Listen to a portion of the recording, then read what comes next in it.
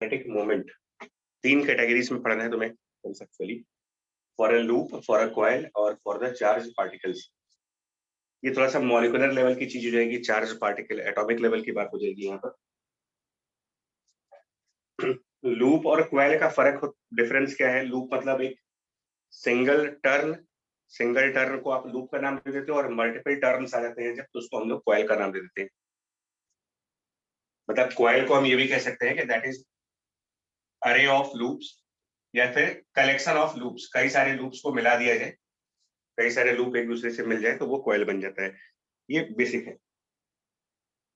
तो फंडामेंटल ये है लूप वाला कंसेप्ट। और एज जैसे बाकी क्लासेस में हो रहा ना, इसमें भी ऐसे ही कुछ करेंगे कि पहले आपको कंसेप्ट वाला पार्ट बताएंगे, देन प्रॉब्लम प्रैक्टिस पार्ट। तो मैग्नेटिक मूवमेंट से रिलेटेड किसी भी क्वेश्चन के लिए जो फंडामेंटल कंसेप्ट है, मैग्नेटिक मूवमेंट से रिलेटेड किसी भी क्वेश्चन के लिए फंडामेंटल कंसेप्ट वो है कि किसी भी लूप का मैग्नेटिक मूवमेंट, इसको हम लोग म्यू से डिनोट करेंगे या एम से डिनोट कर ले। अलग अलग बुक्स में अलग अलग सिंबल्स हैं, कैपिटल एम से यूज कर लेते हैं। तो दैट कैपिटल एम का magnitude part defined as product of current and the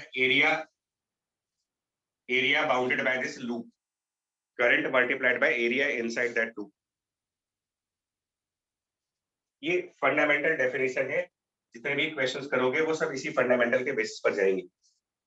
किसी भी लूप के लिए मैग्नेटिक मूवमेंट का मैग्नीट्यूड डिफाइन किया गया है प्रोडक्ट ऑफ करंट उस लूप के अंदर जो होगी, करंट इनसाइड द लूप, और area of loop. Area of loop का मतलब कौन से एरिया की बात कर रहे हैं?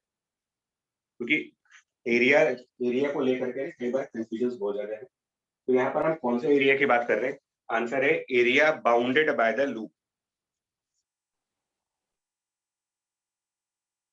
एरिया बाउंडेड बाय लूप, इसका क्या मतलब होगा? एरिया बाउंडेड बाय लूप का मतलब, एरिया बाउंडेड बाय लूप, इसका भी मतलब देखो, अगर हम ये कह लें कि हमारे पास कोई एक ट्रायंगल के फॉर्म में एक क्लोज पाथ है जहां पर कुछ करंट आई फ्लो कर रहा हो, और इस ट्रायंगल की लेंथ एल है, इक्विलैटरल ट्रायंगल है 60 डिग्री एंगल से, तो आप सिंपल सा ये करोगे कि जो करंट का पाथ है ना, path followed by the current, क्योंकि करंट हमेशा एक क्लोज पाथ पे जाएगा। तो अगर कहीं पर भी फ्लो ऑफ करंट होगा तो डेफिनेटली कोई क्लोज पाथ तो बन ही रहा होगा, क्योंकि बिना क्लोज पाथ के करंट जाएगा नहीं। और करंट जिस क्लोज पाथ को फॉलो कर रहा है, उस क्लोज पाथ के अंदर वाला एरिया, उसको हम लोग कह रहे हैं एरिया बाउंडेड बाय लूप। मतलब अगर करंट इस ट्रायंगुलर पाथ को फॉलो कर रहा है तो area inside this triangle, area inside this triangle मतलब करंट की ट्रेजेक्टरी के अंदर वाला एरिया, एरिया ऑफ लूप कह सकते हो। जो सिंपल एरिया ऑफ ट्रायंगल हुआ, और एरिया ऑफ ट्रायंगल निकाला जा सकता है ज्योमेट्री से। लेंथ और 60 डिग्री अगर एंगल है तो area of this triangle calculate कर सकते हैं। यानी इसका मैग्नेटिक मोमेंट मैग्नीट्यूड बाई देखने की बात करेंगे तो आई, और मेरे ख्याल से इक्विलैटरल ट्रायंगल जिसकी साइड लेंथ एल हो, उसका एरिया का formula sir √3/4 L square, √3/4 L square, right. तो ये इस तरीके से करोगे। मैं यहाँ पर भी तुम लोग को फिर एक बार कहूंगा, देखिए चीजों में बहुत ज्यादा फर्क नहीं होता, जो आप पढ़ते हो पहले से ना, और जो यहाँ पर बता रहा हूँ तो बहुत ज्यादा फर्क नहीं है। सिर्फ उस जगह पे आपका अटेंशन पे करवाना चाहते हैं जहां पर गलतियां होती हैं, लोगों से गलतियां होती हैं एरिया में। कई बार लोग इसको वायर का क्रॉस सेक्शनल एरिया ले लेते हैं, कई बार लोग वायर का सरफेस एरिया चूज कर लेते हैं, मतलब उनको ये क्लियर नहीं होता कि एरिया कौन सा है। ये सिर्फ वो क्लैरिटी बता रहा हूँ। Area bounded by the close path of current, current की क्लोज पाथ के अंदर वाला एरिया, सीधा सा रूल ऐसे रखिएगा। ठीक है, ये तो हो गया मैग्नीट्यूड पार्ट। किसी भी, और ये किसी भी लूप के लिए है, मतलब ये करंट की ट्रेजेक्टरी पे डिपेंड नहीं कर रहा है, यानी कि लूप की ज्योमेट्री पे डिपेंड नहीं कर रहा। ट्रायंगल वाला लूप है तब भी चलेगा, स्क्वायर के फॉर्म में लूप है तब भी चलेगा, सर्कल के फॉर्म में है तब भी चलेगा, for any geometry of loop. ये जनरलाइज रिजल्ट है। ट्रायंगुलर, स्क्वायर, रेक्टेंगुलर, पेंटागन, किसी भी फॉर्म का हो, सबके लिए काम करेगा ये। पहला कंसेप्ट। दूसरा कंसेप्ट, इसका डायरेक्शन पार्ट क्या होगा? Second point is the direction, because vector quantity लगाई है तो कुछ डायरेक्शन भी होगा। तो सेकंड पॉइंट डायरेक्शन के लिए उसका आंसर है जो डायरेक्शन बनेगा वो हमेशा लूप की प्लेन के परपेंडिकुलर साइड पर। Direction is perpendicular to the plane of loop.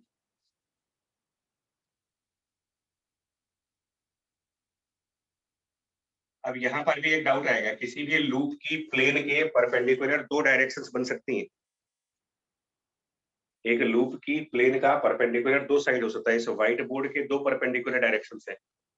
एक जिस तरफ मैं खड़ा हूं, मतलब मेरे तरफ व्हाइट बोर्ड का परपेंडिकुलर मेरे साइड भी आ सकता है, और एक व्हाइट बोर्ड का परपेंडिकुलर उस दीवार के अंदर भी जाएगा जिस दीवार पर इस बोर्ड को इंस्टॉल किया गया है। मतलब किसी भी प्लेन के परपेंडिकुलर दो साइड्स पे जा सकते हैं। तो उनमें से कौन सी साइड लेंगे? Perpendicular to the plane of loop and towards that side,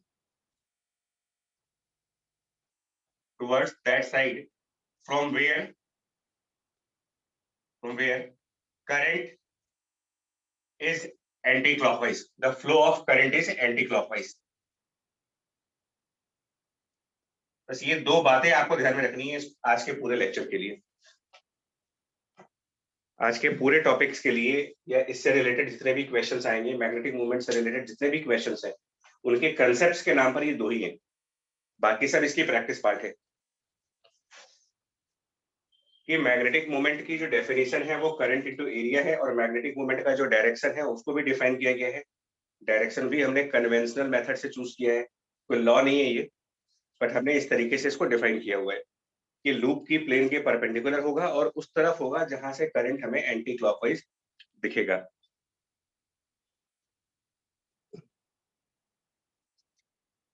मतलब कि अगर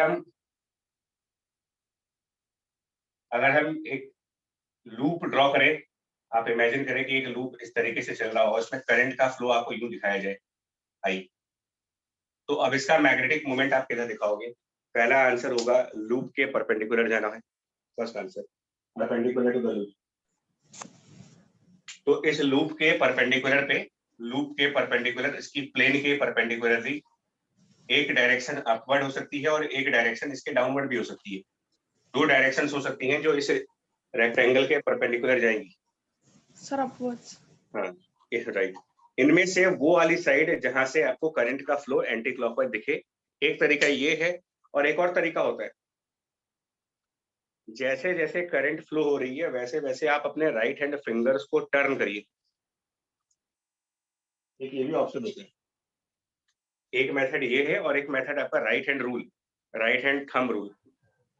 वो ये कहता है कि जैसे जैसे करंट जाए आप अपनी फिंगर्स को इसी सेंस में टर्न करें। करंट की फ्लो करने की सेंस में अपने राइट हैंड फिंगर्स को बंद करें।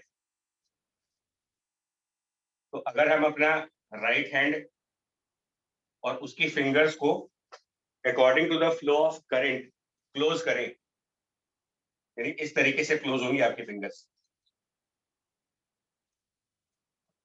कुछ ऐसे इस तरीके से मुट्ठी बंद करेंगे जब आप, तो जो थंब का डायरेक्शन है वो एग्जैक्टली ऊपर होगा, और जो थंब है वही आपके मैग्नेटिक मोमेंट की डायरेक्शन है। जिस साइड थंब होगा, राइट हैंड की फिंगर्स को बंद करना होगा, राइट हैंड के फिंगर्स को क्लोज करना होगा according to the flow of current, और जिस साइड पर थंब की डायरेक्शन जाएगी वही डायरेक्शन हमारे लिए मैग्नेटिक मोमेंट की डायरेक्शन है। ये भी एक ऑप्शन है।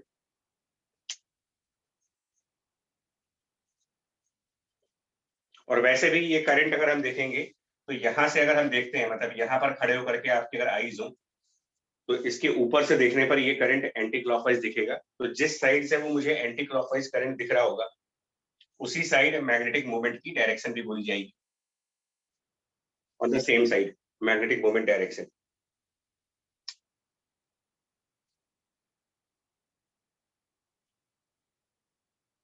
ठीक है, बोलो डायरेक्शन का पार्ट। Yes sir. ठीक है, लूप के परपेंडिकुलर, पहला पॉइंट ध्यान रखना है हमेशा, always perpendicular to the plane of loop. मतलब कि लूप एक्स वाई प्लेन में तो मैग्नेटिक मोमेंट जेड एक्सिस हो गया, loop YZ plane, magnetic moment X axis होगी। ये फर्स्ट रूल है हमारा।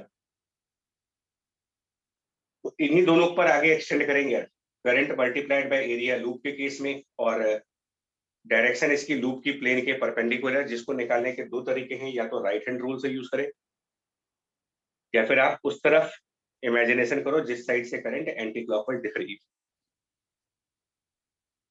चलिए आगे प्रोसीड करते हैं।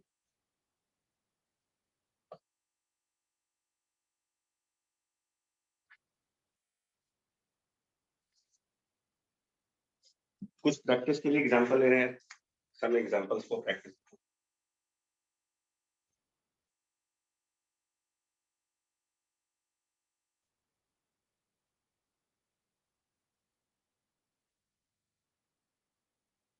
चलिए इसका बता रहा, मैं एक बहुत सिंपल एग्जांपल से स्टार्ट कर रहा हूँ। जेडएक्स प्लेन में एक circular loop with a current of 3 ampere and the radius is 4 centimeter। क्या लिखोगे इसका मैग्नेटिक मोमेंट? जेडएक्स प्लेन में एक सर्कुलर लूप है, करंट 3 एम्पियर है, रेडियस ऑफ लूप 4 सेंटीमीटर। बहुत सिंपल एग्जांपल है, इसका मैग्नेटिक मोमेंट सीधा सा, मतलब पहले आप उसका मैग्नीट्यूड आई इंटू एरिया 1.2। हाँ, magnitude is current 3 ampere, area of circle pi R square, pi radius is 4/100 meters में। ये सीधा सा आंसर है, आई इंटू एरिया, बहुत सिंपल। और डायरेक्शन के लिए, क्योंकि ये लूप मैंने जेड एक्स प्लेन में बनाया हुआ है, तो उसका परपेंडिकुलर मतलब वाई एक्सिस होगा ये, यानी यहाँ पर या तो जे कैप आएगा या फिर माइनस जे कैप आएगा। अब ये एक डाउट है, जे कैप कौन सा होगा, पॉजिटिव की नेगेटिव? नेगेटिव। तो उसके लिए राइट हैंड थंब रूल, या फिर ये आपको देख लेना पड़ेगा कि क्योंकि इसमें क्लॉकवाइज करंट फ्लो हो रहा है, ऊपर से देखने पर ये करंट क्लॉकवाइज होगी, तो इसका मतलब नेगेटिव वाई साइड से ये करंट एंटी क्लॉकवाइज दिखेगी। तो यहाँ पर माइनस जे कैप इसकी डायरेक्शन दिखा देंगी।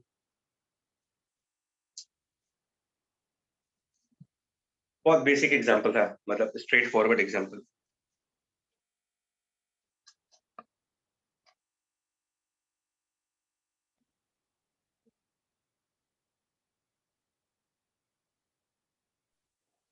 सर करंट एंटी क्लॉकवाइज इसमें क्यों देते हैं? नहीं, ये ऐसे जा रहा है, ऐसे करंट ऐसे करके ऐसे आ रहा है। नहीं तो देख एंटी क्लॉकवाइज क्यों देते? तो यहाँ से देखेंगे तो ऊपर से पॉजिटिव वाई साइड से ये क्लॉकवाइज करंट है।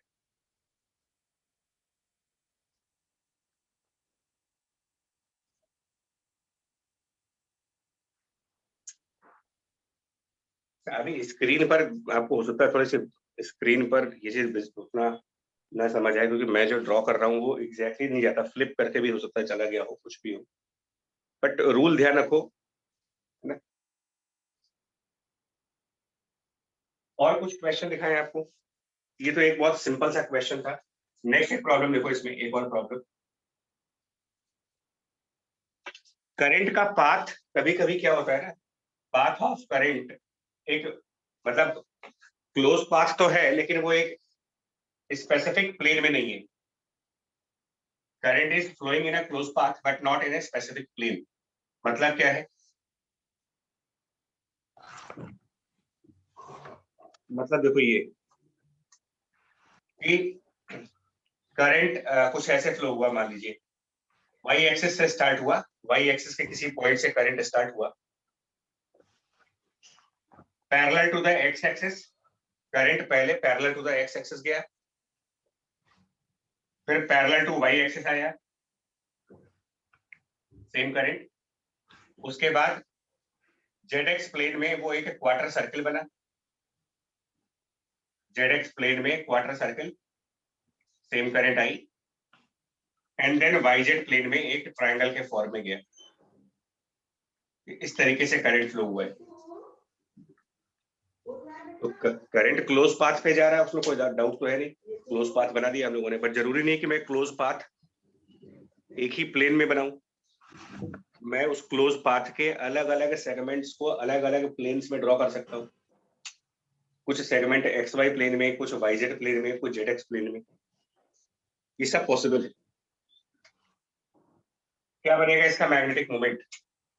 ये स्ट्रेट वायर्स, ये जो स्ट्रेट वायर्स है इनकी लेंथ ए है, इस स्ट्रेट वायर की भी लेंथ ए है, दोनों स्ट्रेट वायर्स इनकी लेंथ ए है।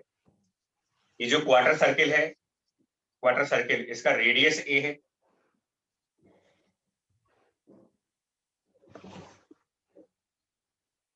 और ये लेंथ मेरे ख्याल से बताने की जरूरत नहीं है, ये अपने आप निकल जाएगा।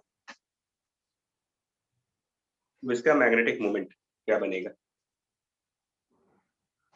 ठीक है, तो इसके जस्ट पहले वाला एग्जांपल काफी सिंपल एग्जांपल था, बिल्कुल सीधा सीधा था, करंट इनटू एरिया करके। इसमें थोड़ा सा आर्गुमेंट या थोड़ा सा लॉजिक।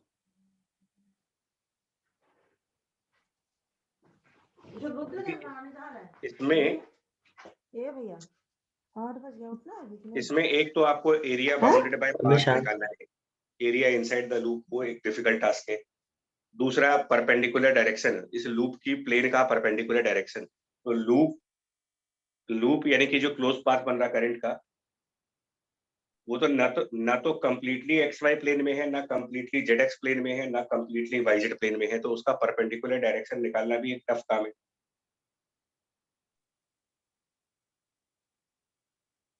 तो यहाँ पर हम आर्ग्यूमेंट क्या यूज करते हैं ना, देखो ऐसी कंडीशंस में, ऐसे किसी भी न्यूमेरिकल के अंदर अगर आपको मैग्नेटिक मोमेंट निकालना हो तो आर्ग्यूमेंट ये रहेगा, सुनिएगा। ये जो वाई एक्सिस थी, ये जो एक्स एक्सिस थी, और ये जो जेड एक्सिस थी, हम क्या करने जा रहे हैं?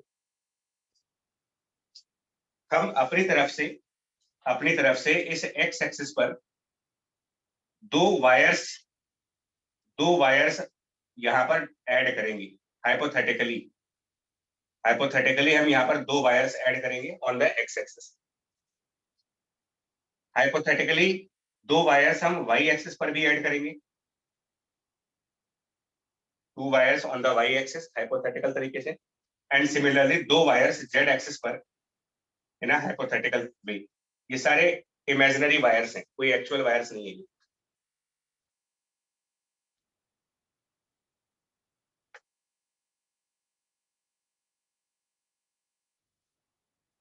दिख रहा है बच्चे आप लोग को? Yes sir. Yes sir.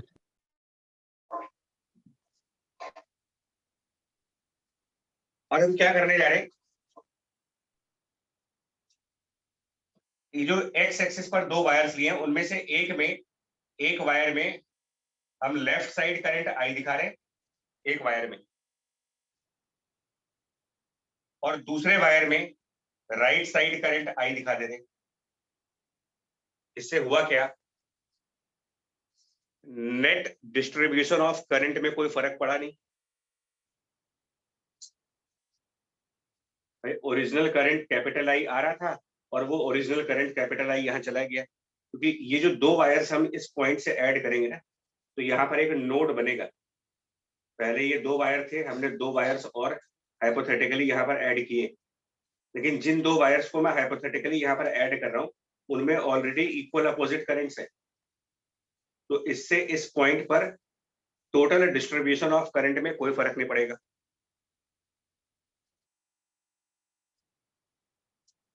फिर हम जो वाई एक्सिस पर दो वायर्स ले रहे हैं, उनमें भी यही काम करेंगे।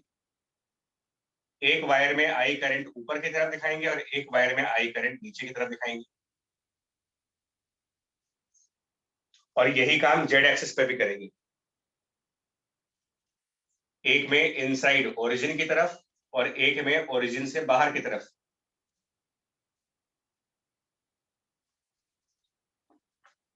इन हाइपोथेटिकल वायर्स को ऐड करने के बाद, अब आपके पास तीन अलग अलग लूप, तीन अलग अलग प्लेन्स में बन गए। एक लूप हम ऐसे मान सकते हैं, मतलब इनको हम देखें तो ये लूप नंबर 1, लूप नंबर 2 और लूप नंबर 3। मतलब एक ये माना जा सकता है कि current starts from the Y axis, goes parallel to the x axis, now parallel to the y axis, it returns on the x axis and again goes to the Y axis. मतलब एक ये close path मान सकते हैं rectangle के form में, square के form में एक क्लोज पाथ ये मान सकते हैं।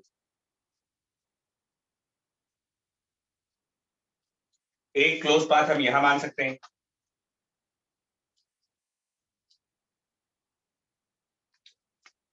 ये बात समझ पाए आपने हमने क्या किया है यहाँ पर? ये हमने लॉजिक क्या यूज किया, ये बात समझ आई आप लोग को? देखो यस यस ठीक है, क्योंकि हाँ, क्योंकि ये समझना इंपॉर्टेंट है। ये एग्जांपल तो एक सैंपल है, ऐसे और भी एग्जांपल्स हो सकते हैं। मतलब हमने यहाँ पर क्या कर दिया, हमने अपनी ओरिजिनल प्रॉब्लम को चेंज कर लिया और ओरिजिनल प्रॉब्लम की जगह पर हमने ये कह दिया कि हमारे पास एक लूप स्क्वायर के फॉर्म में बन गया, एक स्क्वायर लूप हो गया जिसमें आई करंट फ्लो हो रहा है। This is my loop number 1। फिर मेरे पास एक क्वार्टर सर्कुलर लूप बन गया, एक क्वार्टर सर्कुलर लूप इस तरीके से, लूप नंबर 2। और फिर मेरे पास एक ट्रायंगुलर लूप बन गया, लूप नंबर 3। तो ओरिजिनल लूप को हमने 3 अलग अलग लूप्स में डिवाइड कर दिया। अब इनके इंडिविजुअल मैग्नेटिक मोमेंट्स निकालने आसान है। Now loop number 1 which is completely in the X Y plane, loop number 1 completely in the X Y plane, तो इसका मैग्नेटिक मोमेंट निकालना काफी आसान है। मतलब M1 current multiplied by area, square loop है ये, साइड लेंथ ए दे रखी है इसकी, that means I A square. और क्योंकि ये एक्स वाई प्लेन है तो परपेंडिकुलर साइड इसकी जेड एक्सिस हो गई। अब एक बार फिर से यहाँ डिसाइड करो कि ये पॉजिटिव के कैप लिखें या नेगेटिव के कैप लिखें। तो जो डायरेक्शन ऑफ करंट नेगेटिव, क्योंकि अभी जो करंट आपको दिख रहा है ये क्लॉकवाइज दिख रहा है, करंट इज गोइंग क्लॉकवाइज। और ये क्लॉकवाइज तब दिख रहा है जब हम लोग पॉजिटिव जेड एक्सिस की साइड पर है। पॉजिटिव जेड एक्सिस के साइड से ये क्लॉकवाइज दिख रहा है, तो नेगेटिव जेड एक्सिस की साइड से ये एंटी क्लॉकवाइज दिखेगा, इसलिए माइनस के कैप। फिर हम सेकंड वाले लूप के लिए जाएंगे जो कि एक क्वार्टर सर्कल के फॉर्म में है, तो it is equal to I area of a quarter circle 1/4 pi R square, और रेडियस इसका ए था। ये हमारा जेड एक्स प्लेन में है, ये लूप जेड एक्स प्लेन में, तो इसकी परपेंडिकुलर साइड हो गई J cap. Again plus minus decide करो इसके लिए, इसके लिए इसमें भी करंट ओरिजिन से पहले पॉजिटिव एक्स की तरफ गया, फिर ऐसे गया, इसका माइनस जे आएगा, चेक करिएगा माइनस जे। और तीसरा लूप M3, ये थर्ड जो ट्रायंगल के फॉर्म में है, current multiplied by area of triangle half base into height. ये दोनों लेंथ ए होंगी, इधर भी ए लेंथ है, इधर भी ए लेंथ है। ये वाईजेड प्लेन का लूप हो गया, तो इसके लिए आई कैप यूज करेंगे। और एक बार फिर से ये हमें इस साइड से खड़े होंगे तो क्लॉकवाइज व्यू आ रही है। ये जो फ्लो है करंट का, ये क्लॉकवाइज फ्लो है पॉजिटिव साइड से, तो नेगेटिव एक्स वाली साइड पर जाएंगे तो ये एंटी क्लॉकवाइज फ्लो आएगा, माइनस आई कैप। और उसके बाद इन तीनों को ऐड कर देंगे, मतलब capital M will be summation of M1 plus M2 plus M3। इस टाइप से आप टोटल मैग्नेटिक मोमेंट निकालोगे उन केसेस में जिनमें जो हमारा ओरिजिनल लूप है वो किसी एक स्पेसिफिक प्लेन में ना होकर के डिवाइडेड है इन ऑल द 3 प्लेन्स और 2 प्लेन्स। तो हम अपने हिसाब से हाइपोथेटिकल वायर्स ऐड कर सकते हैं जो सेम करंट कैरी करते हो इक्वल एंड अपोजिट साइड पर। क्योंकि जब आप एक ही जगह पर 2 वायर्स इक्वल अपोजिट करंट की ऐड कर रहे हो तो अल्टीमेटली ये नेट करंट 0 माना जाएगा।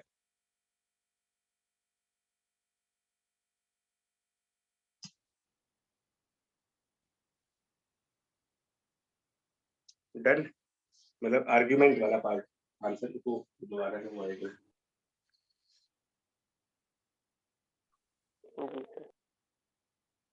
आर्ग्यूमेंट वाले पार्ट की बात कर रहा हूँ, आर्ग्यूमेंट वाले पोर्शन पे, क्योंकि ये एप्लीकेशन पे आ गया अब।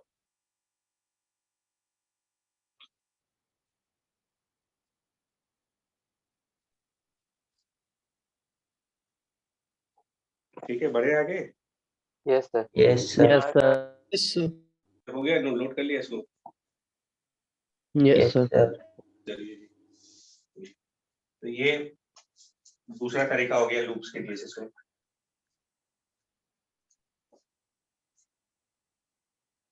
तीसरे पॉइंट की तरफ आओ। तीसरा पॉइंट जो है वो ये बेसिकली कह रहा है, एक और केस बनता है लूप के केस में, वो भी बता रहे हैं आपको। कभी कभी इसके भी क्वेश्चन आते हैं।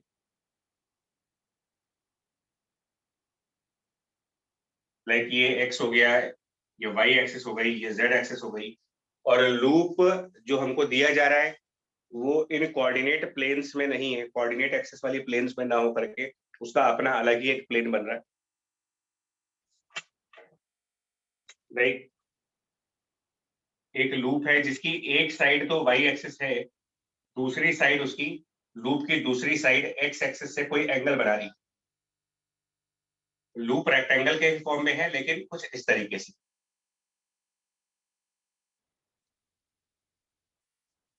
मतलब one side of loop having length a is parallel to the y axis। मैं ये वर्ड्स इसलिए बोल रहा हूँ कि डायग्राम अगर न समझ आ रहा हो तो आप वर्ड्स सुन करके भी समझ सकते हो। One side of loop is on the y axis and the other one parallel to the y axis, और ये डिस्टेंस b है। और ये वाली साइड है जो ये नीचे देख रहे हो आप, ये जेड प्लेन में है, ये लाइन जेड प्लेन के अंदर है, और एक्स एक्सिस के साथ कोई थीटा एंगल पे है। ये लाइन जेड प्लेन में एक्स एक्सिस से थीटा एंगल पर है। अभी डायग्राम समझ में आ गया? Yes, sir. डायग्राम में क्लियरिटी आ गई ना कि डायग्राम क्या है। नाउ इसमें करंट फ्लो कर रहा आई मान ले। अब इसका मैग्नेटिक मोमेंट क्या होगा? करंट अगर आई इसमें जा रहा है तो इसका मैग्नेटिक मोमेंट, तो ऐसा कोई बड़ी चीज नहीं है इसमें भी। आंसर तो मेरे को पता है कि मैग्नीट्यूड पता है मेरे को। Magnitude is I multiplied by area, area of rectangle having sides A and B, A to B. ये प्रॉब्लम नहीं है, प्रॉब्लम सिर्फ और सिर्फ डायरेक्शंस का है। तो डायरेक्शन इसका क्या बनेगा आप देख लो। ये डोर टाइप है यार। डोर जो है वो ना तो पूरा बंद है ना तो पूरा खुला है, बीचों बीच में डोर फंस गया। तो वो दो दीवार्स के बीच में जब डोर खुलता है, आधा खुला हो, तो वो दो प्लेन्स के बीच में आ गया, दरवाजे जैसा हो गया ये।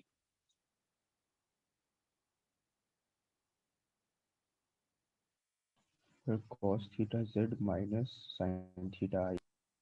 cos थीटा के साथ आएगा थीटा।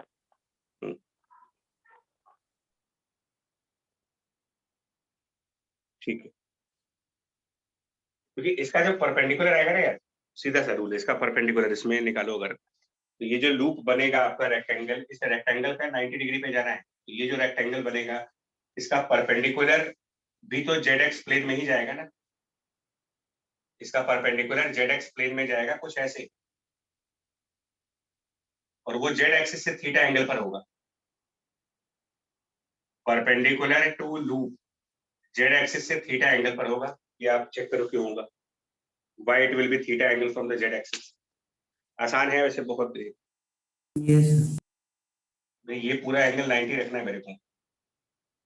तो ये यही डायरेक्शन मैग्नेटिक मोमेंट की है जो जेड एक्सिस से थीटा एंगल पर है। और अगर ये जेड एक्सिस से थीटा एंगल पर है तो इसका कॉस थीटा कंपोनेंट के कैप की साइड होगा, कॉस थीटा कंपोनेंट के कैप की साइड, और sine theta component negative x axis की तरफ, यानी कि minus of sine theta I cap. और इतना इस पे एम्फेसिस देने का पर्पस ये है मेरा कि बिकॉज मैग्नेटिक मोमेंट में अगर मिस्टेक हो गई ना तो इससे रिलेटेड टॉपिक हमारा टॉर्क है। अगर मैग्नेटिक मोमेंट में एरर हो गई तो उसको लेकर के जो टॉर्क कैलकुलेट होगा वो भी गलत आएगा। तो इसलिए इसमें बहुत केयरफुल रहिएगा, डायरेक्शंस को लेकर के बहुत केयरफुल रहना है। मैग्नेटिज्म ऑल अबाउट डायरेक्शंस है, पूरा पूरा डायरेक्शंस को लेकर के है ये। जिस बंदे को डायरेक्शन वाला पोर्शन क्लियर हो जाए मैग्नेटिज्म के अंदर, तो उसके लिए आसान है ये। इलेक्ट्रोस्टैटिक और करंट में डायरेक्शंस को लेकर के कोई कंफ्यूजन नहीं होती, बिकॉज डायरेक्शन जैसी कोई चीज वहां इतनी है नहीं, ऐसी कोई खतरनाक चीज नहीं है। इनमें एक तो ये क्रॉस प्रोडक्ट्स बहुत सारे हैं, इस वजह से डिफिकल्ट है, और एग्जाम टाइम पर इनको लेकर के कुछ ना कुछ गलती हो ही जाती है। मतलब ये डायरेक्शन कभी यहाँ गलत हो जाता है, कभी चार्ज का साइन कंसिडर करना भूल गए, ऐसे मतलब कई चीजें हैं जहां से स्कोर नेगेटिव जाने के चांसेस हैं।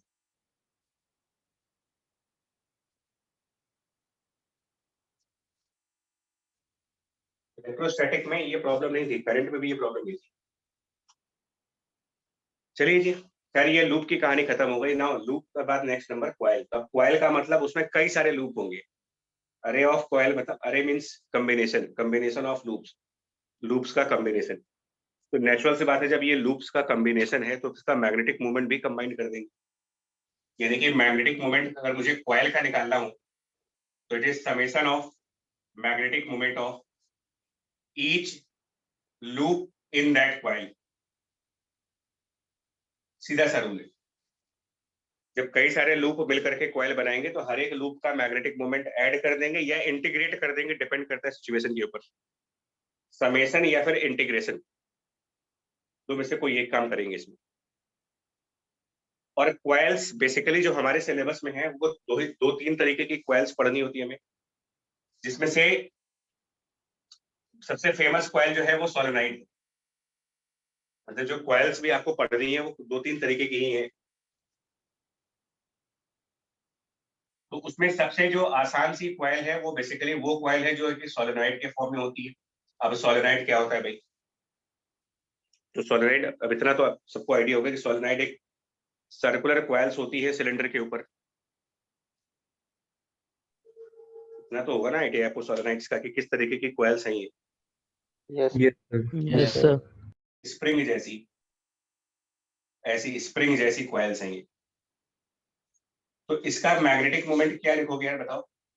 ऐसे करके स्प्रिंग जैसी क्वाइल्स होती है ये। NIA. हाँ, तो summation of magnetic moment of each loop, क्या इसमें एक लूप उसके बाद वाले लूप उसके बाद वाले लूप उसके बाद वाले लूप कोई डिफरेंस है इनमें? स्प्रिंग का एग्जांपल लो। स्प्रिंग में जितने भी ऐसे छल्ले बनते हैं, ये क्या सब छल्ले अलग अलग साइज के बनते हैं या सेम साइज के बनते हैं? ये Same size. Same size. तो इसका मतलब इन सब का मैग्नेटिक मोमेंट एक जैसा होगा। तो अगर इसकी रेडियस, अगर एक की रेडियस को हम a मान लें या रेडियस को स्मॉल r से डिनोट कर दें, रेडियस स्मॉल r हो और इनमें करंट I फ्लो कर रहा हो और total number of turn capital N हो, ऐसे कैपिटल N टर्न्स है इसमें, तो इसमें जितने भी लूप है वो सब आइडेंटिकल लूप है। Solenoid combination of identical loop हुआ। तो मैग्नेटिक मूवमेंट भी डायरेक्टली लिख सकते हैं। Magnetic movement of the solenoid will be for one single loop के लिए ध्यान रखिए I into A, so that is I multiplied by A, this is pi r square, और n से मल्टीप्लाई कर देंगे इसको, नंबर ऑफ टर्न और मल्टीप्लाई कर देंगे, बिकॉज सारे लूप आइडेंटिकल है इसमें। कोई टफ चीज तो है नहीं, ये कोई डाउट आ रहा है इसमें सोलेनॉइड के केस में? बोलो भाई, वैसे क्विकली यस नो करते रहिए तो बढ़ाने सिलेबस को आगे।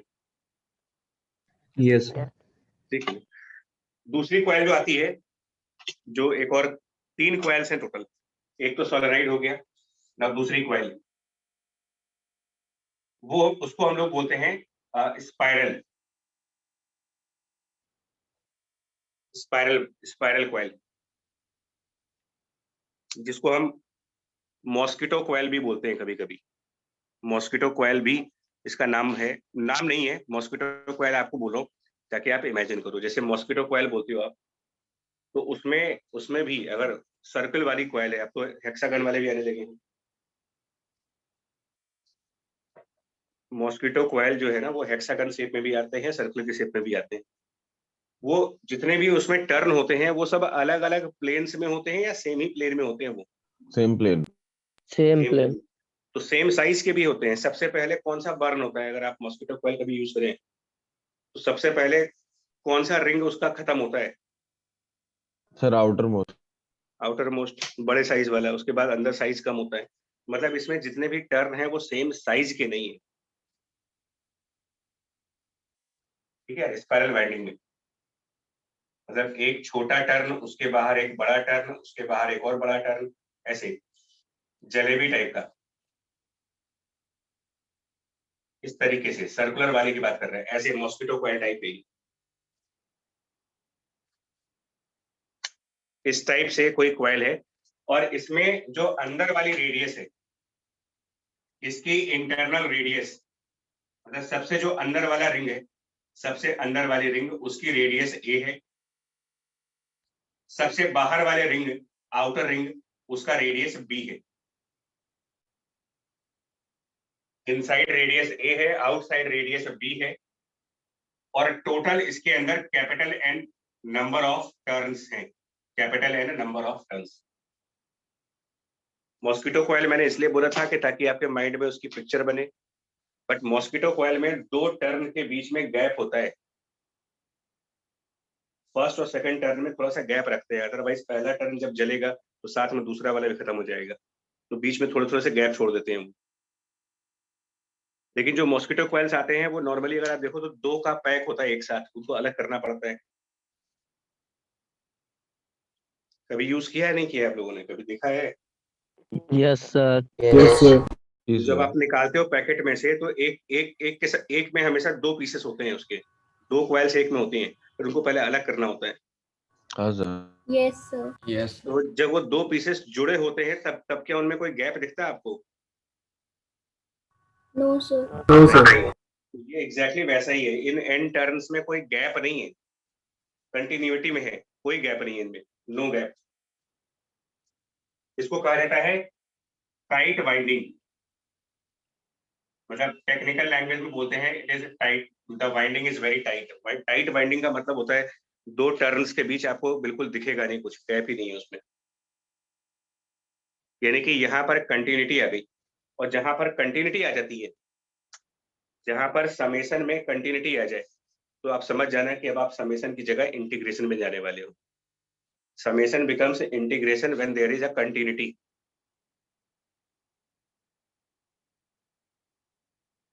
मतलब ये हिंट है, इसका मतलब यार ये क्लियर हो गया कि मुझे इंटीग्रेट करके आंसर लाना पड़ेगा इस बार। अब इंटीग्रेट करने के लिए सबसे पहले, फिजिक्स में जब भी इंटीग्रेट करते हो तो सबसे पहला काम होता है कोई एलिमेंट चूज करना। मैथ में तो फंक्शन आते हैं आपके सामने, लेकिन फिजिक्स में पहले एलिमेंट बनाते हैं। तो सबसे पहले इस कॉइल में से एक एलिमेंट चूज करेंगे। तो हम क्या करेंगे, small R radius, small R radius, मैं भैया बोलते जा रहा हूं, आप लिख देना, पर D R width, small R radius पर D R width, small R radius पर डी आर विड्थ का एक differential element, small R radius पर डी आर विड्थ की एक डिफरेंशियल एलिमेंट हमने इस कॉइल में से चूज कर ली। और हम इसके मैग्नेटिक मोमेंट को लिखेंगे कि इसका मैग्नेटिक मोमेंट कितना होगा। इसे डी आर विड्थ का मैग्नेटिक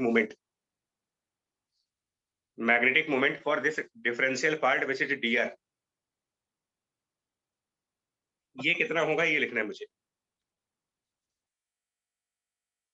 मतलब कि डीएम कहते हैं उसको, डी मैग्नेटिक मोमेंट, छोटा सा मैग्नेटिक मोमेंट। तो रूल के हिसाब से current multiplied by area, current multiplied by area. क्या लिखेंगे एरिया यहाँ पर?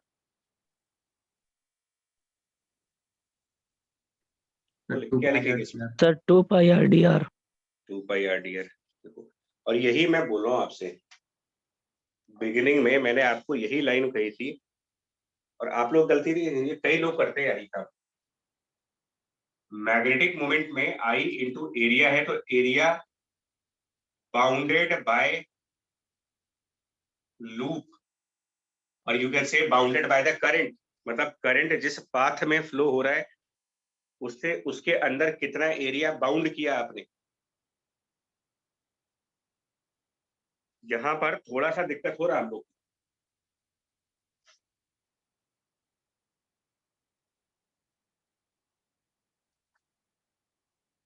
हम अगर इस डीआर विड्थ को अलग से ड्रॉ करके दिखाया आपको, इस डीआर विड्थ का एक अलग से व्यू देखो आप, तो हमने ये आर लिया है और यहाँ पर डीआर लिया है, ये विड्थ डीआर है। तो इस डीआर विड्थ में जो करंट फ्लो होगा, मतलब इसके अंदर कोई भी जो करंट फ्लो होगा, मान लो ऐसे करके कोई करंट फ्लो हो रहा है, तो area bounded by that loop, मतलब उसके अंदर का area, area bounded by the loop लिखा था आपसे, कितना एरिया इसके अंदर बनेगा? क्या ये 2 पाई आर डीआर होगा या ये पाई आर स्क्वायर होगा एक तरीके से? पाई आर पाई आर, हालांकि पाई आर स्क्वायर एग्जैक्ट नहीं होगा, बिकॉज पाई आर स्क्वायर तो यहीं तक का एरिया होगा, थोड़ा सा एरिया उसमें और ऐड कर देंगे, लेकिन ये बहुत नेग्लिजिबल एरिया होगा। यस सर यानी कि जिसको हम डीएम कह रहे हैं, दैट इज करंट, और ये करंट जिस रास्ते पर जा रहा है ना, सुन फिर से बोल रहे हो, जब आप डीएम निकालो तो करंट, और करंट का एक रास्ता होगा, करंट की एक पाथ होगी, उस पाथ के अंदर का टोटल एरिया देखिए, inside the current total area कितना है, वो पाई आर स्क्वायर।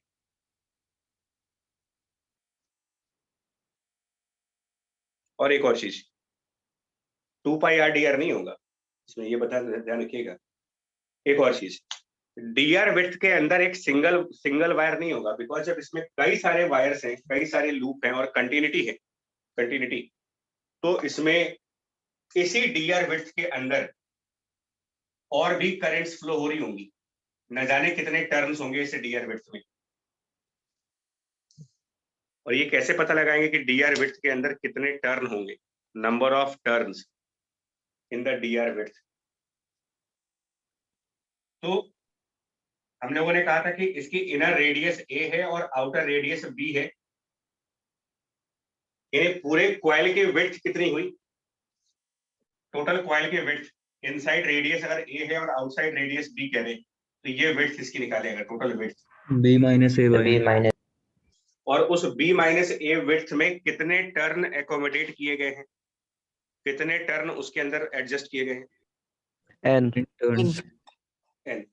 तो फिर यूनिटरी मेथड फॉलो करें अगर, तो डीआर विड्थ में नंबर ऑफ टर्न कितने आएंगे? इस डीआर में number of turn, total number of turn N, accommodated, उनको एकोमोडेट किया गया है बी माइनस ए के विड्थ में, divided by B minus A, और यहाँ पर डीआर विड्थ है इंटू डीआर, यूनिटरी मेथड से नंबर ऑफ टर्न निकालेंगे।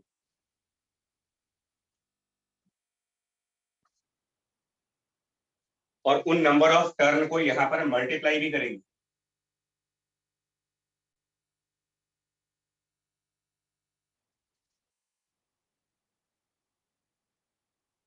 क्योंकि डीआर विड्थ में जितने भी टर्न होंगे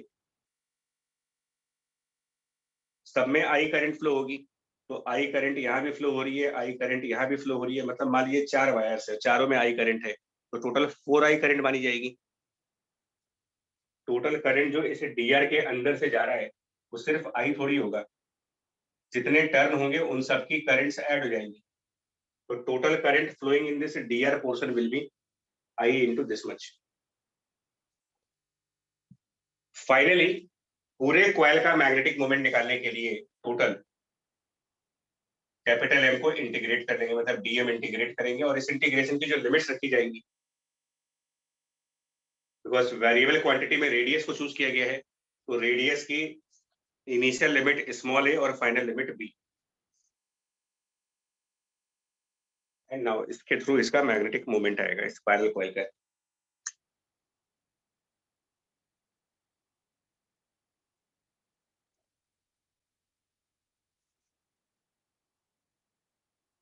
सर हम्म।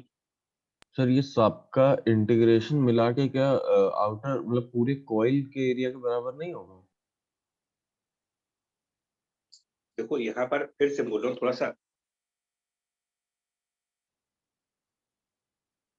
एरिया यार कॉइल, अच्छा एक बात बताओ, कॉइल का एरिया मतलब कौन सा? वो वाला एरिया जो आउटर लूप कवर कर रहा है टोटल। मतलब पाई बी स्क्वायर माइनस पाई ए स्क्वायर। हाँ सर, पाई बी स्क्वायर। पाई बी स्क्वायर वो नहीं आएगा।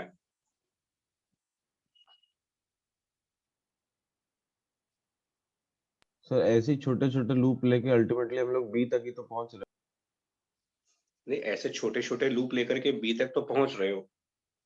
देखो, अच्छा चलिए एक काम करते हैं ना,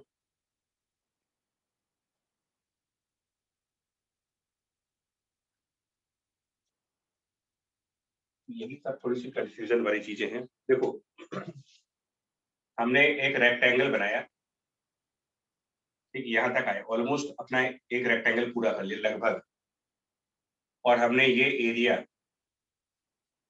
हम एरिया कवर नहीं कर रहे, पहली बात सुनिएगा, हम एरिया में कोई ट्रेवलिंग नहीं कर रहे।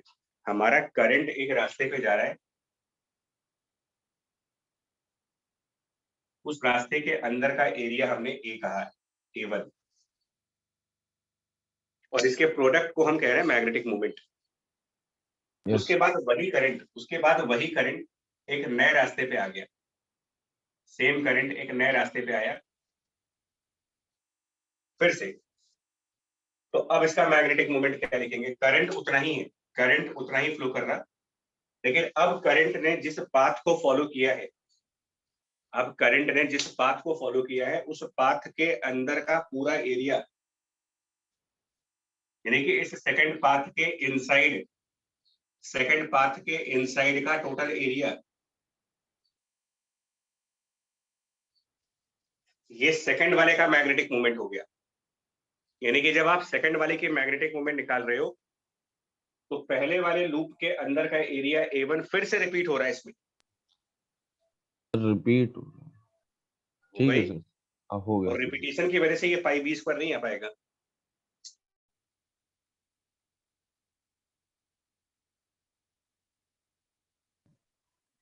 सर ये जो सर करंट लिखा है सर, आपने ये बताया सर, ये पूरा टोटल करंट लिखा है सर? टोटल करंट जो डीआर पोर्शन से जाएगा,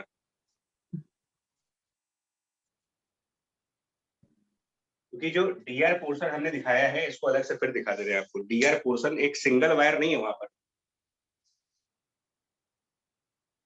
जिसको मैं ऐसे देखिएगा, मतलब मैं जिसको मैं डीआर कह रहा हूं, उसका मतलब एक वायर है, एक और वायर है, इसमें भी आई करंट है, इसमें भी आई करंट है, इसकी रेडियस को मैं आर कह रहा हूं और इसके विड्थ को डीआर कह रहा हूं, ये विड्थ डीआर है।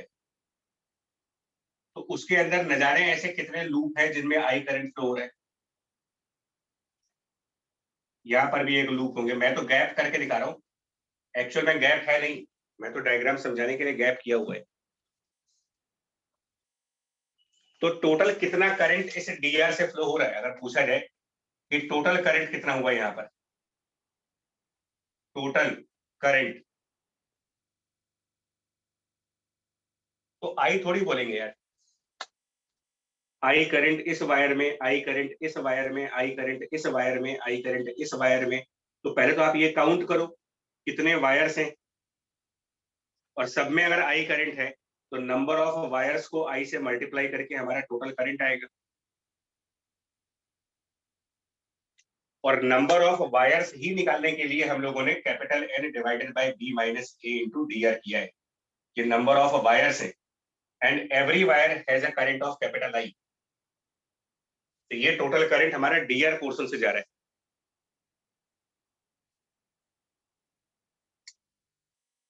और डीआर पोर्शन से जो टोटल करंट जा रहा है, टोटल करंट जो इसे डीआर पोर्शन से फ्लो कर रहा है, इसके इनसाइड कितना एरिया है, इसके अंदर का एरिया, ये एरिया इनसाइड दैट, ये हमको मैग्नेटिक मोमेंट में यूज करना होता है पाई आर स्क्वायर। मतलब डीआर को हम करंट का ट्रेजेक्टरी मान रहे हैं कि करंट हमारी डीआर पे जाएगी, और इस डीआर से जो रास्ता बन रहा है, उस रास्ते के अंदर पाई आर स्क्वायर एरिया है, जो मैग्नेटिक मोमेंट के डेफिनेशन में यूज किया जाता है, एरिया इनसाइड द करंट।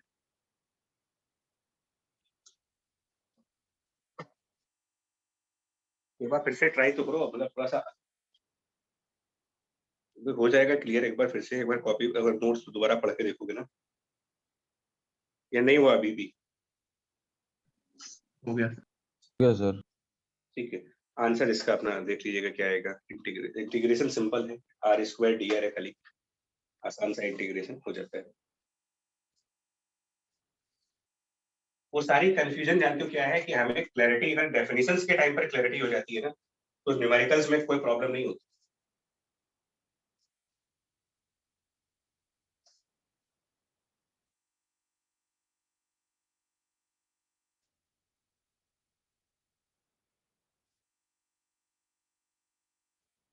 दो कॉइल्स मैंने आपको बताया, एक सोलेनॉइड कॉइल, एक स्पाइरल कॉइल। एक और कॉइल आती है मैग्नेटिज्म के अंदर, तीसरी भी एक कॉइल है, एक तीसरे तरीके की कॉइल होती है, और उस कॉइल का नाम दिया जाता है कह सकते हो टॉराइड। ये नाम सबके सुने होंगे आपने। टॉराइड भी 100% सुना होगा आपने कि टॉराइड कॉइल क्या होती है। यस। ये डोनट टाइप का होता है। डोनट कभी खाए होगे, अगर देखा हो तो डोनट टाइप की स्ट्रक्चर होती है, ऐसा राउंड शेप की होती है। यार ये डायग्राम ना आप साथ साथ बना लेना, क्योंकि बोर्ड पे बनाने में और इसमें आप एक पहले, मैं एक डायग्राम बनाऊंगा पहले, उसके साथ साथ चलिएगा।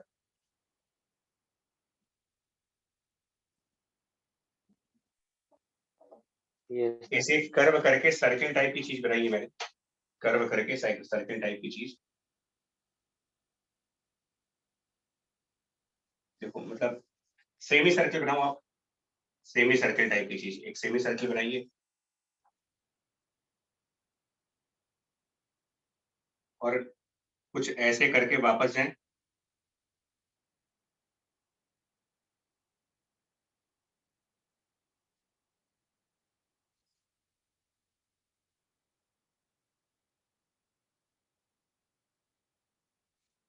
इतना तो बना ही लोगे खैर डायग्राम।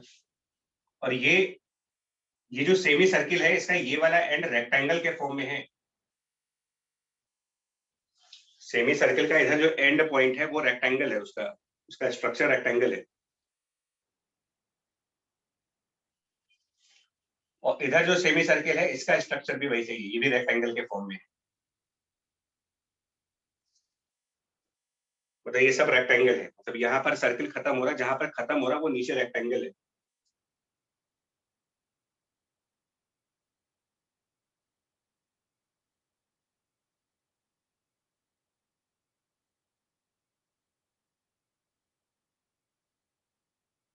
अब ये थोड़ा सा इमेजिन तो नहीं हो पाएगा आपसे, लेकिन क्या है, तो आप कुछ इमेजिन कर पा रहे हो क्या फिगर बन रही है? मतलब एक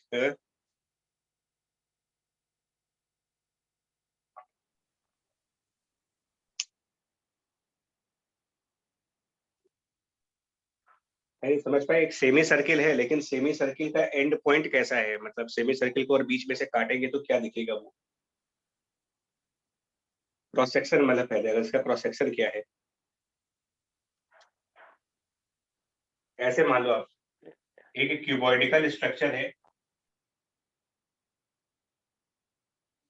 ऐसे मान लो क्यूबॉइडिकल स्ट्रक्चर है, पहले बिल्कुल सीधा क्यूबॉइड के फॉर्म में LBH, और इसको बेंड कर दिया गया है सेमी सर्कल के फॉर्म में। ऐसे मान लीजिए एक बहुत बड़ा सा क्यूबॉइडिकल रॉड है, क्यूबॉइडिकल रॉड बहुत बड़ी सी, उसको मोड़ करके बेंड करके सेमी सर्कल बना दिया हमने। भाई ये काम किया है। जी लेकिन अब 3D फिगर्स बनती नहीं है जल्दी, तो वो दिक्कत थोड़ा समझने में होती है, बट आपको माइंड में ये सोचना पड़ेगा कि एक क्यूबॉइडिकल रॉड है, बार मैग्नेट टाइप की, उसके ऊपर कॉइल्स थी, उसके ऊपर वाइंडिंग थी, उसके ऊपर एक वाइंडिंग थी, मतलब करंट ऐसे जा रही थी इनके ऊपर।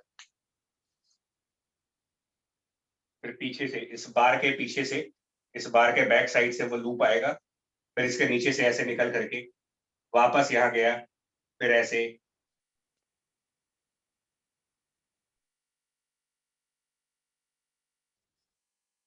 ये फिगर तो आप थोड़ा सा समझ पा रहे हो कि इसमें भी दिक्कत हो रही है।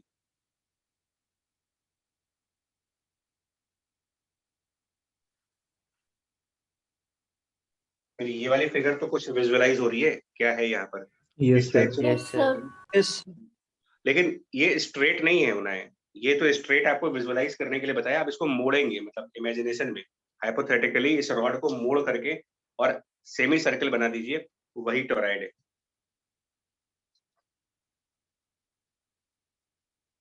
तो इसमें जो टोराइड बनता है उसमें क्या होता है कि इसको जब हम बेंड कर देते हैं पूरा सेमी सर्कल के फॉर्म में, तो इसके स्ट्रक्चर को ऐसे दिखाया जाता है,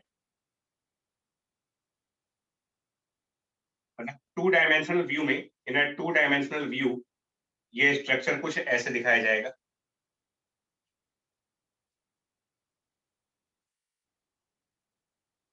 बेंड होने के बाद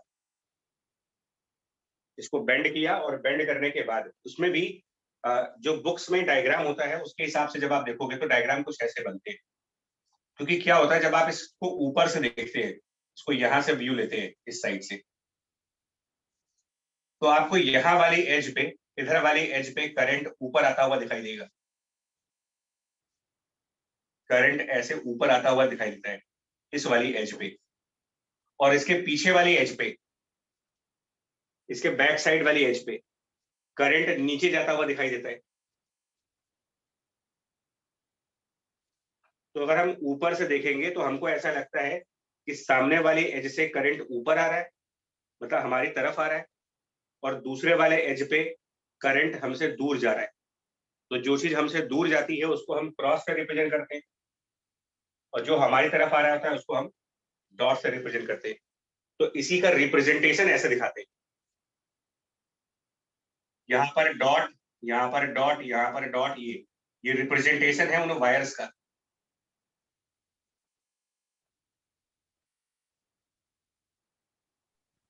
और ये क्रॉस करके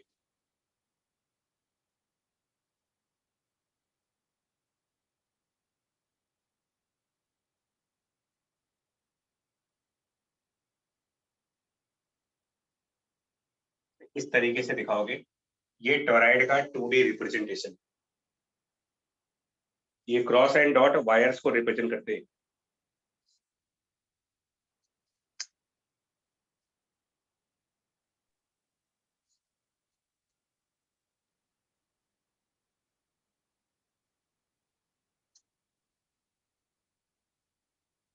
मैं एक डायग्राम जो यूजुअली बनाता हूँ वो मैं ट्राई करूंगा एक बार और लास्ट पे, थोड़ा सा। बट ये जो डायग्राम मैं आपको दिखाने जा रहा हूँ ना, ये कंप्लीट टोराइड दिखाया हुआ, कंप्लीट टोराइड का 3D व्यू, तो दैट की पिक्चर थोड़ी क्लियर हो जाए कि ये चल क्या रहा है यहाँ पर।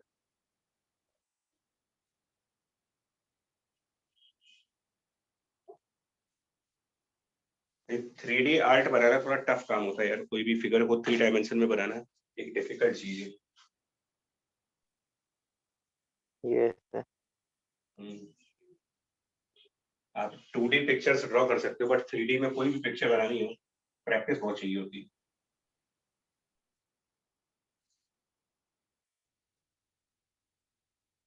अभी थोड़ा सा कुछ रियलाइज हो रहा है क्या है ये, किस टाइप का फिगर बन रहा है? अभी तो मेरे ख्याल से सही हो गया होगा, इससे कुछ कुछ तो आइडिया लग रहा होगा। हाँ सर। Yes, ठीक है sir. ना? तो हमारी, बट ये थोड़ा सा मैंने सेमी सर्कल से बड़ा करके दिखाया है, सेमी सर्कल से ज्यादा इसलिए बना दिया ताकि मेंटल इमेज बने। और हमारी वाइंडिंग्स ऐसे हैं, ऐसे करके वायर गया, फिर इसके ऊपर से गया, फिर इसके बैक साइड से वापस आया, फिर इधर से निकल करके फिर ऐसे गया, ऐसे हमारी वाइंडिंग्स है।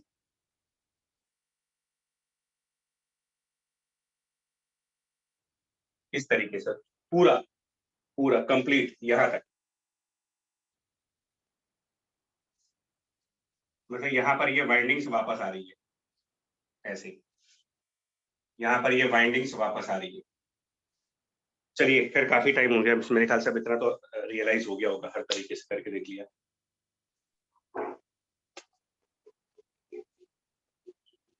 और ये जो डॉट एंड क्रॉस दिखाए हैं, ये किसके रिप्रेजेंटेशन से दिखाए गए हैं आपको? डॉट एंड क्रॉस यहाँ पर जो दिखाए गए हैं, करंट सर। हाँ Current. कि हाँ हम इस सोलेनॉइड को इसके ऊपर से देख रहे हैं, यहाँ कहीं से देख रहे हैं, हमारी आंखें यहाँ पर है। तो जहां से मैं देखूंगा वहां से इस वाले एज पे करंट मुझे ऊपर दिख रही है, एक एज पे ऊपर करंट दिखेगी और एक एज पे नीचे करंट दिखेगी। तो बाहर वाले रेडियस में मुझे करंट टुवर्ड्स आई डॉट के फॉर्म में और अंदर वाले रेडियस में इनसाइड क्रॉस के फॉर्म में। ये उल्टा हो गया यहाँ पर, मतलब यहीं पर या तो करंट का डायरेक्शन चेंज कर दूं मैं। अल्टीमेटली मेरा काम है मैग्नेटिक मोमेंट निकालने का। वो कैसे निकलेगा बताइए? मैग्नेटिक मोमेंट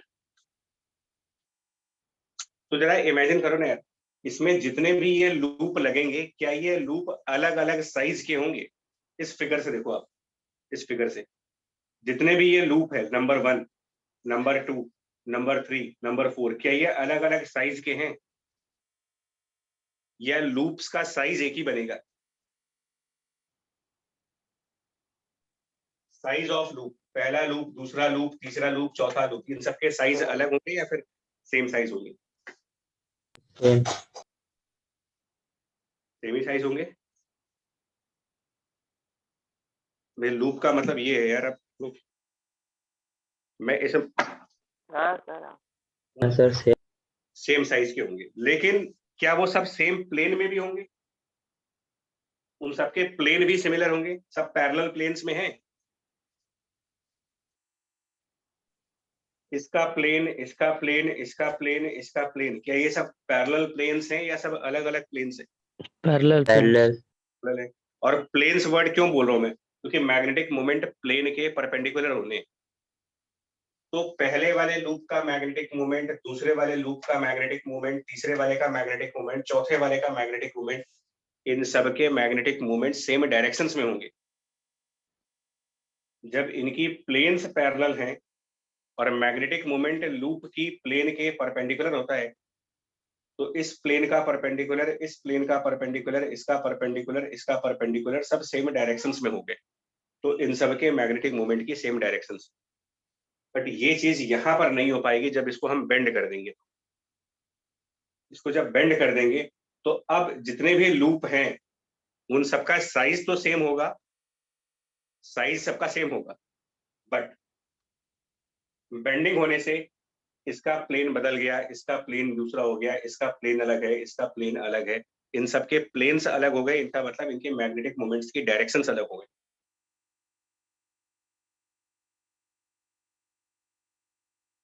तो हमें यहाँ पर अब कैलकुलस का यूज करना पड़ेगा, because magnetic moment of each loop is different due to the difference in direction part. अब अगर ये फिगर में, इस फिगर में ये हाइट आपकी h हो, ये वाली हाइट h, और इनर रेडियस इसका a है, आउटर रेडियस b है, इनर रेडियस a और आउटर रेडियस b। तो जितने भी ये रेड कलर के लूप दिखाए जा रहे हैं, इन सभी रेड कलर के लूप्स का मैग्नेटिक मोमेंट का मैग्नीट्यूड पार्ट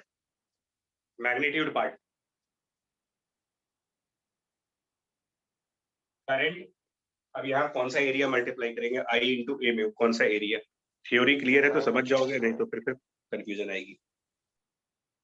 करंट का फ्लो देखो, और करंट की फ्लो से जिस रास्ते पे करंट फ्लो हुआ है उसके अंदर का एरिया। करंट फ्लो कर रहा है एक रेक्टेंगुलर पाथ में, एरिया इनसाइड दिस रेक्टेंगल, जो करंट का रेक्टेंगल बन रहा है। कह लीजिएगा, करंट का अगर हम क्लोज पाथ देखें तो करंट h डिस्टेंस ऊपर गया, ये h हो गया, फिर करंट फ्लो हुआ इधर, फिर करंट नीचे आया और फिर बाहर आ गया। कितना एरिया इनक्लोज किया इस रास्ते ने? इस पूरे प्रोसेस में एरिया कितना बनेगा? तो h डिस्टेंस गए और इसके बाद जब आउटर एज से इनर एज की तरफ जाएंगे, आउटर एज से इनर एज की तरफ, तो ये लेंथ b माइनस ए बन जाएगी, यानी कि एरिया मल्टीप्लाई करेंगे h इंटू बी माइनस ए का।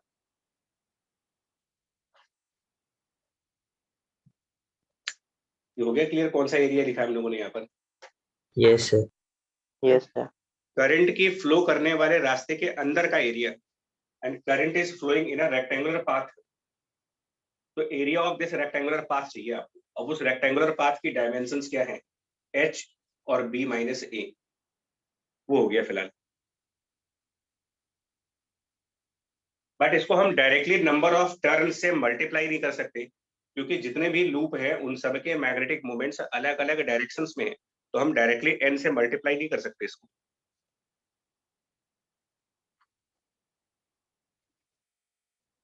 तो हमें उसके लिए कैलकुलस की हेल्प लेनी है, उसके लिए मुझे ये वाली फिगर काम करती है। अब इसमें मैं क्या करने जा रहा हूँ, टॉरॉइड की अपनी एक सिमेट्रिकल लाइन होगी, टॉरॉइड की अपनी सिमेट्रिक लाइन,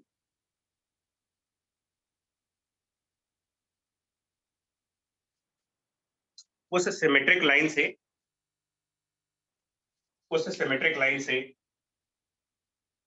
थीटा एंगल पर गए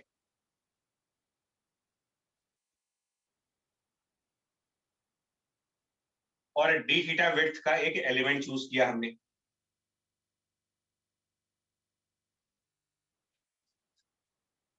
थीटा पर गए और डी थीटा का एक एलिमेंट चूज किया है।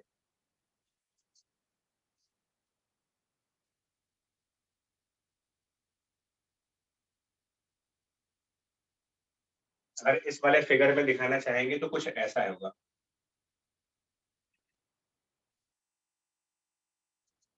ऐसे करके इसकी एक सिमेट्रिक लाइन होगी, लाइन ऑफ सिमेट्री, उससे थीटा एंगल पर यहाँ कहीं पर कोई एक रेक्टेंगुलर लूप होगा, ऐसे करके उसकी बात कर रहे हैं हम, इसको कंसिडर कर रहे हैं। तो इसका मैग्नेटिक मोमेंट इसकी प्लेन के परपेंडिकुलरली ऐसे कुछ आएगा, परपेंडिकुलर टू द प्लेन आएगा इसकी। मतलब अगर इस फिगर में दिखाना चाहेंगे, इस फिगर में, तो मैग्नेटिक मोमेंट परपेंडिकुलरली इस तरफ होगा,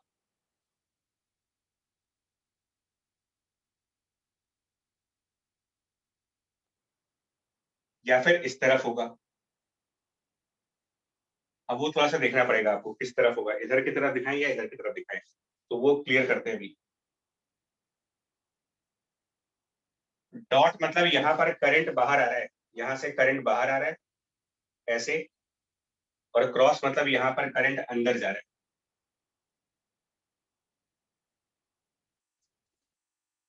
किस तरफ से ये एंटी क्लॉकवाइज दिखेगा मुझे, किस साइड से? थोड़ी देर के लिए इमेजिन करो कि हम यहाँ पर खड़े हैं, इस साइड खड़े हैं, और यहाँ से खड़े होने पर, इधर से खड़े होके जब हम इसको देख रहे हैं, तो एक करंट ऐसे निकला, बोर्ड से कोई करंट निकल करके और वापस बोर्ड में चली गई ऐसे। तो इस साइड खड़े होने पर ये क्या करंट दिखेगा मुझे, अगर यहाँ पर कोई Clockwise.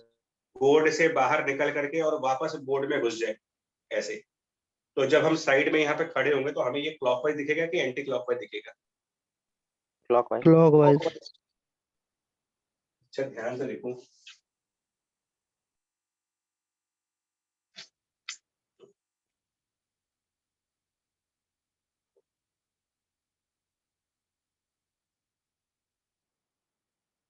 ठीक है, सही बोल रहे हो। यहाँ से निकल करके यहाँ घुस गया तो ये क्लॉकवाइज, इधर से खड़े होने पे क्लॉकवाइज दिखता है, तो फिर इसका मतलब दूसरे साइड खड़े होते तो एंटी क्लॉकवाइज दिखता है।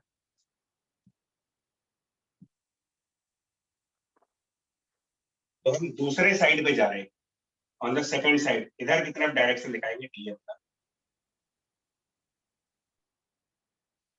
यही डॉट और क्रॉस फ्लिप कर दें, अगर फ्लिप कर दें, क्रॉस अंदर होता है, डॉट बाहर होता है, तो हमको इस पर्सन की तरफ दिखता है।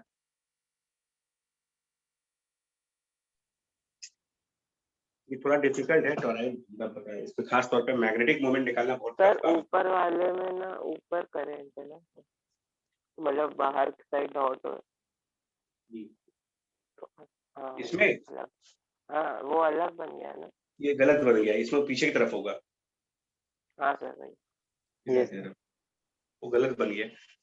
खैर इधर आए थे यार, सुनो फाइनली आती था। तो अब पहली बात हमने एक का तो निकाल दिया, डी थीटा विड्थ में कितने टर्न होंगे अगर हम टोटल n टर्न मानते हैं, total number of turn n है, और हाफ टोराइड की बात कर रहे हैं, half toroid, n turns in the half toroid. तो डी थीटा विड्थ में कितने टर्न होंगे ये यूनिटरी मेथड से निकालेंगे। हाफ टोराइड का मतलब टोटल ये 180 डिग्री का एंगल, मतलब पाई।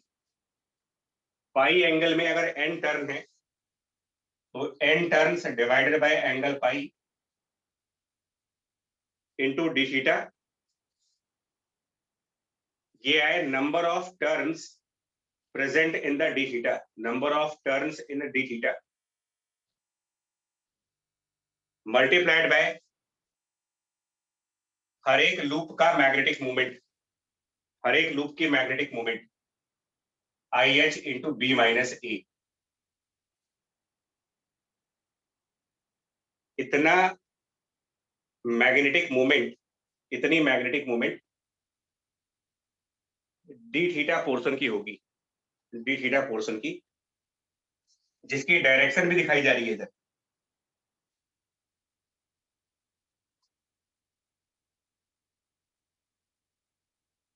और इस डायरेक्शन को भी थोड़ा सा अगर सेपरेटली व्यू करें तो ये कुछ ऐसा बन रहा हमारा,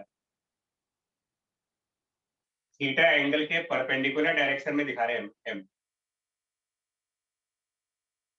ऐसे कुछ बन रहा है, इसको अलग से दिखा दिया है। थीटा एंगल पर गए, जो लाइन आ रही है उसके 90 डिग्री पर एम है, तो इसका कौन सा कंपोनेंट हॉरिजॉन्टल साइड पर होगा और कौन सा कंपोनेंट वर्टिकल साइड पर होगा। इस एम को रिजॉल्व करें तो इसका हॉरिजॉन्टल एंड वर्टिकल कंपोनेंट्स कैसे होंगे, देखिए।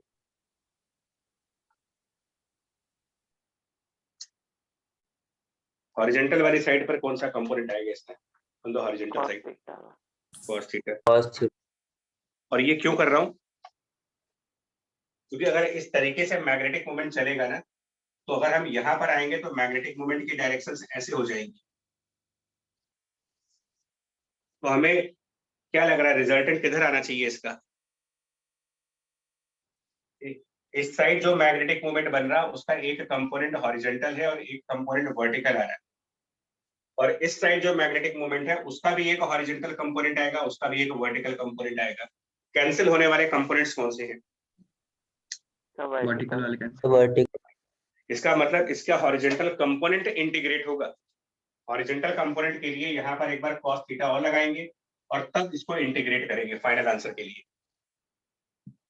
मैग्नेटिक मोमेंट के वर्टिकल कंपोनेंट्स कैंसिल आउट कर रहे हैं, तो सिर्फ हॉरिजॉन्टल कंपोनेंट निकालेंगे मैग्नेटिक मोमेंट का और उसको इंटीग्रेट करेंगे थीटा के लिमिट्स रख करके, जिसमें थीटा की लिमिट इस तरफ 90 डिग्री तक जाएगी π/2 तक, और दूसरे साइड भी π/2 तक जाएगा, यानी कि -π/2 तक। ये इसका फाइनल आंसर होगा। तो जितने भी आपने आज केसेस किए उनमें सबसे डिफिकल्ट पार्ट टोराइड का मैग्नेटिक मोमेंट, और वो भी हाफ टोराइड है, ये फुल टोराइड नहीं है।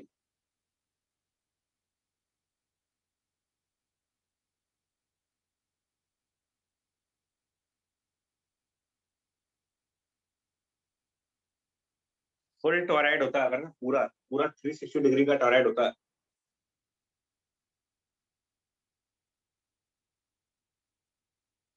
क्या बनता है उसका मैग्नेटिक मोमेंट, पूरे 360 डिग्री के टोराइड का मैग्नेटिक मोमेंट। इसको देख के चलो, मैग्नेटिक मोमेंट्स ऐसे चल रहे हैं आधे टोराइड में, आधे टोराइड्स में मैग्नेटिक मोमेंट्स इस तरीके से हो रहे हैं। ये आधा टोराइड है, बाकी के हाफ टोराइड में मैग्नेटिक मोमेंट्स ऐसे हो जाते हैं। इनका रिजल्टेंट क्या बन जाता है यार, अगर ये सब क्लोज वेक्टर्स, 0, हाँ, फुल टोराइड का मैग्नेटिक मोमेंट नहीं होता, कंप्लीट टोराइड की मैग्नेटिक मोमेंट 0, हाफ टोराइड की निकाल रहे हो, और मैग्नेटिक मोमेंट बेसिकली 0 आ जाता है या नॉन जीरो आता है, जैसे भी आता है, तो वो ये बताता है कि a full toroid can not act like a magnet. Magnetic moment मतलब मैग्नेट की तरह काम, ये इलेक्ट्रोमैग्नेट्स है। Coils are nothing but electromagnets. तो अगर किसी कॉइल का मैग्नेटिक मोमेंट 0 आ रहा है तो वो एक अच्छा इलेक्ट्रोमैग्नेट नहीं है।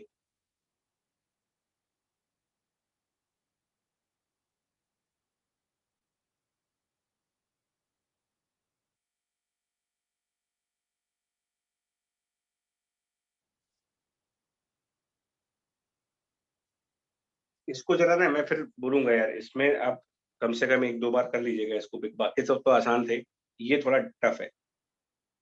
एक तो विजुअलाइज करना, ऊपर से ऑनलाइन क्लास में तो और भी डिफिकल्ट है।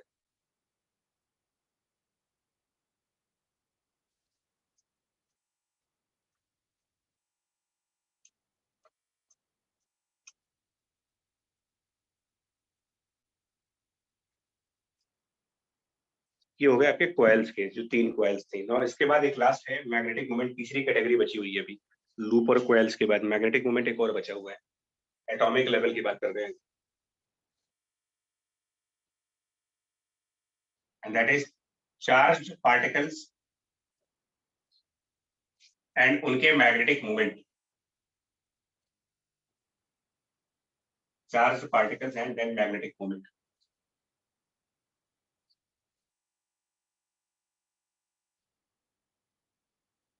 तो ये थोड़ा सा मतलब अब केमिस्ट्री वाला एंगल जाने वाला है। मैग्नेटिक मोमेंट इसमें 2 पढ़ेंगे आप। 2 तरीके के मैग्नेटिक मोमेंट्स आपको केमिस्ट्री में बताए जाते हैं। एक होता है स्पिन मैग्नेटिक मोमेंट और एक ऑर्बिटल मैग्नेटिक मोमेंट।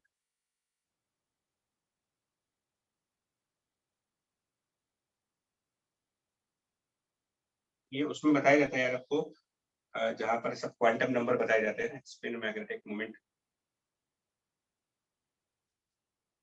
जहां पर एटॉमिक स्ट्रक्चर के क्वांटम नंबर पढ़ाए जाते हैं। प्रिंसिपल क्वांटम नंबर n = 1 2 3, उसके बाद और जो quantum acid quantum number, spin quantum number plus half minus half, उनमें उसी टॉपिक में ये सब बताया जाता है कि जो इलेक्ट्रॉन्स होते हैं उनमें ऑर्बिटल मैग्नेटिक मोमेंट भी होता है और स्पिन मैग्नेटिक मोमेंट भी होता है। ये बताया जरूर गया होगा आपको एटॉमिक लेवल पे।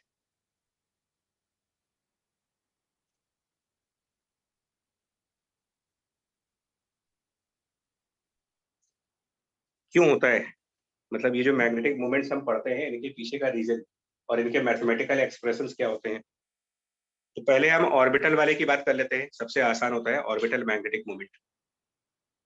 ऑर्बिटल मैग्नेटिक मोमेंट ज्यादा आसान है। ऑर्बिटल मैग्नेटिक मोमेंट में क्या बोलते हो कि भाई कोई भी एक न्यूक्लियस के अराउंड इलेक्ट्रॉन्स सर्कुलर ऑर्बिट में रिवॉल्व कर रहे हैं। तो बेसिकली हम न्यूक्लियस तो नहीं दिखाएंगे, हम सिंपली ये दिखा रहे हैं कि कोई चार्ज एक सर्कुलर ऑर्बिट में है, कैपिटल आर रेडियस में एक पॉइंट चार्ज है, पॉइंट चार्ज क्यू, और वो ओमेगा स्पीड से या वी स्पीड से रिवॉल्व कर रहा है इसमें। A charge in the orbit, एक चार्ज सर्कुलर ऑर्बिट में है। अब आप इस चार्ज को इलेक्ट्रॉन मान लेना, चार्ज मतलब इलेक्ट्रॉन है, और रेडियस मतलब एटॉमिक रेडियस, ऑर्बिट की रेडियस है, और स्पीड और मतलब ऑर्बिट की स्पीड है, एटॉमिक स्ट्रक्चर से रिलेट करने के लिए। So a charge moving in the circular orbit, अब इसका magnetic moment, orbital magnetic moment, तो ये उससे आता है charge in the orbit, the charge Q in orbit is equivalent to a current equal to is equivalent to a current I, which is equals to charge multiplied by frequency of revolution, charge into frequency of revolution। इसको कहा जाता है कि equivalent current, mechanical current भी नाम देते हैं इसको, mechanical current, equivalent current. A charge in a circular orbit means a current will be charge multiplied by the frequency।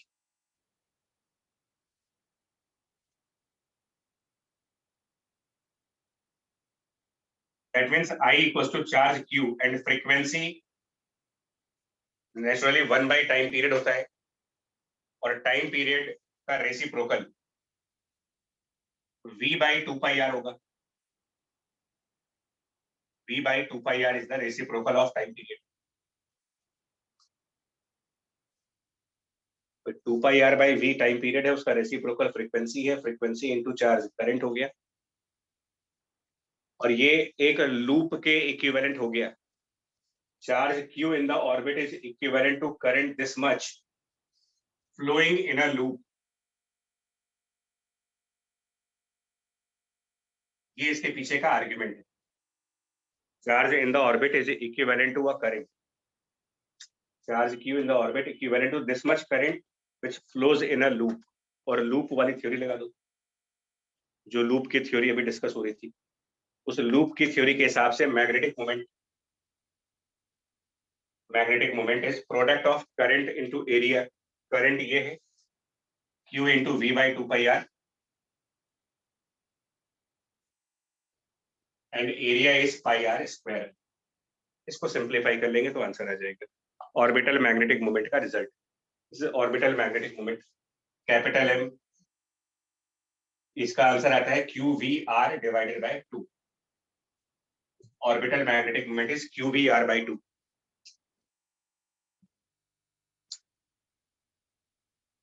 Charge into speed into radius divided by 2।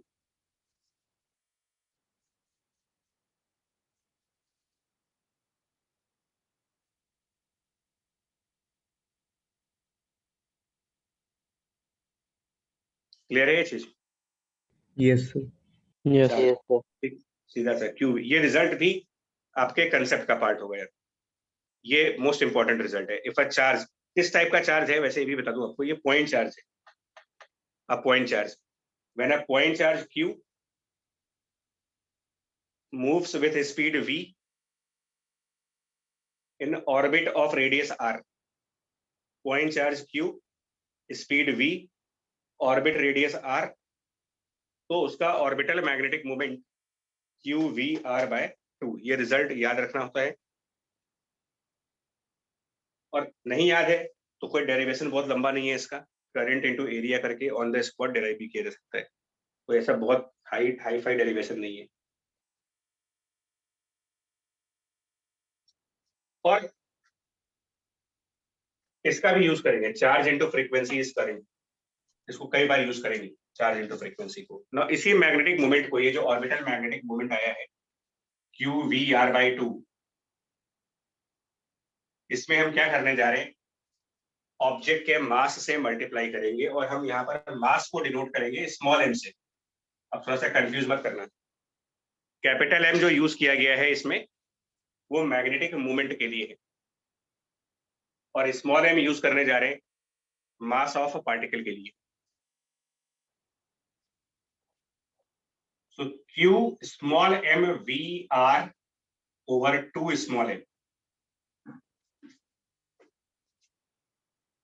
और ये जो MVR की चीज है, ये मैकेनिक्स में कुछ कहलाता है मास वेलोसिटी इनटू रेडियस का प्रोडक्ट जो है ये चीज।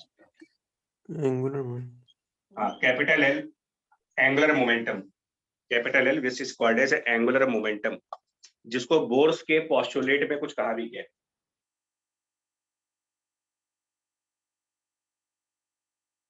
एंगुलर मोमेंटम बोर्स पोस्टुलेट में इसी का क्वांटाइजेशन किया गया था।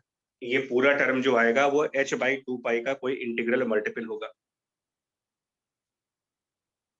h बाई 2 पाई का कोई इंटीग्रल मल्टीपल, वो एटॉमिक स्ट्रक्चर में यूज करते हैं इसको। बट मेरा पॉइंट सिर्फ ये है, मैं वर्ड्स में लिख दे रहा हूं ताकि कोई कंफ्यूजन ना हो। Orbital magnetic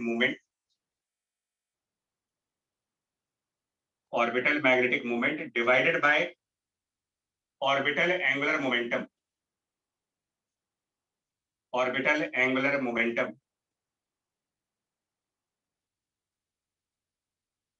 is charge upon 2 times of mass, charge by 2 times of mass। ये एक इंपॉर्टेंट रिजल्ट निकल के आ रहा है।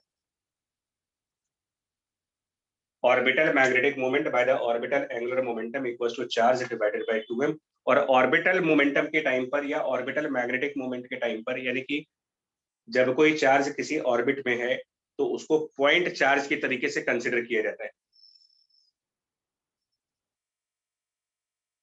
पॉइंट चार्ज, पॉइंट पार्टिकल्स लेते हो आप, कोई भी चीज ऑर्बिट में होती है।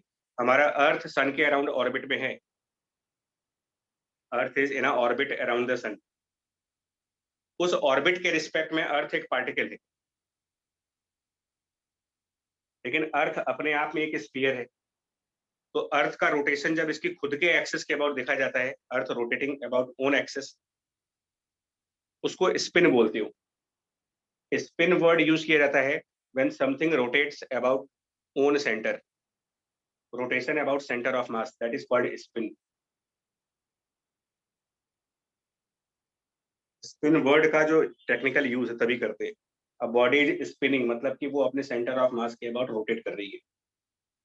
तो अर्थ जब स्पिन करती है मतलब अपने सेंटर, अपनी एक्सिस के अबाउट रोटेट करती है, तो उसी अर्थ को हम सॉलिड स्फीयर मान लेते हैं। अर्थ सन के अराउंड ऑर्बिट में है तो उसको अर्थ को पार्टिकल मान लिया गया है।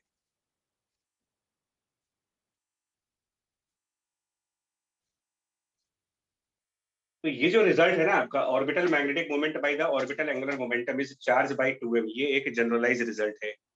एटॉमिक लेवल पर ये जनरलाइज रिजल्ट है। Ratio is always q/2m। और ये सिर्फ ऑर्बिटल के लिए नहीं होता, रिजल्ट जनरलाइज्ड है for the spin magnetic moment and orbital magnetic moment, दोनों के लिए ये रेशियो उतना ही होगा। Yes. अभी इसको क्लोज कर दे, तेरा ऊपर है। मैं पहले ग्रेविटेशन से कंपेयर कराऊंगा, ग्रेविटेशन चैप्टर से कंपेयर करोगे। हम जब ये कहते हैं कि हमारा प्लेनेट जो है, हमारा अपना प्लेनेट अर्थ, ये अपने सेंटर के अबाउट, अपनी सेंटर के अबाउट रोटेट करता है और उसको कहते हैं कि अर्थ स्पिन कर रही है। ये चीज स्पिन कहलाती है when it rotates about own center, own axis. At the same time, it is moving in a circular orbit. At the same time, हमारी अर्थ अपने एक ऑर्बिट में भी है, इलिप्टिकल ऑर्बिट, जिस पर केपलर्स के लॉ है कि every planet moves in the elliptical orbit. तो दो मोशंस हो रहे हैं यार, एक ऑर्बिटल मोशन हो रही है, तो ये ऑर्बिटल मोशन जो हो रही है ये v स्पीड से हो रही है, स्पिन किसी ओमेगा वेलोसिटी से होगा। एग्जैक्टली सेम काम इलेक्ट्रॉन का भी है, एग्जैक्टली सेम चीज तो इलेक्ट्रॉन भी कर रहा है। इलेक्ट्रॉन अपने एक्सिस के अबाउट स्पिन कर रहा है, प्लस वो इलेक्ट्रॉन एक ऑर्बिट में भी है, एग्जैक्टली सेम काम होता है। ऑर्बिट ऑफ इलेक्ट्रॉन, फर्क सिर्फ इतना है, वो ऑर्बिट ऑफ इलेक्ट्रॉन न्यूक्लियस के अराउंड है, ये orbit of earth solar system में सन के अराउंड है। ये इलिप्टिकल है, ये सर्कुलर है। बट फंडामेंटली देखा जाए तो एटॉमिक लेवल पर और ग्रेविटेशन के लेवल पर चीजें एक जैसी ही हैं। तो ऑर्बिटल स्पीड v है, जिस पर बोर्स के मॉडल काम करते हैं। बोर मॉडल यहाँ पर लगता है v के लिए, स्पिन किसी ओमेगा से होगा। और जब ये स्पिन कर रहा होता है तो इसी इलेक्ट्रॉन को क्या माना जाता है फिर? अब जब हम इसका ऑर्बिटल मोशन कंसिडर करते हैं तो electron as a particle consider किया जा रहा है, लेकिन वही इलेक्ट्रॉन का अगर आप स्पिन दिखाना चाहते हो, रोटेशन दिखाना चाहते हो, तो same electron considered as a solid sphere of charge small e।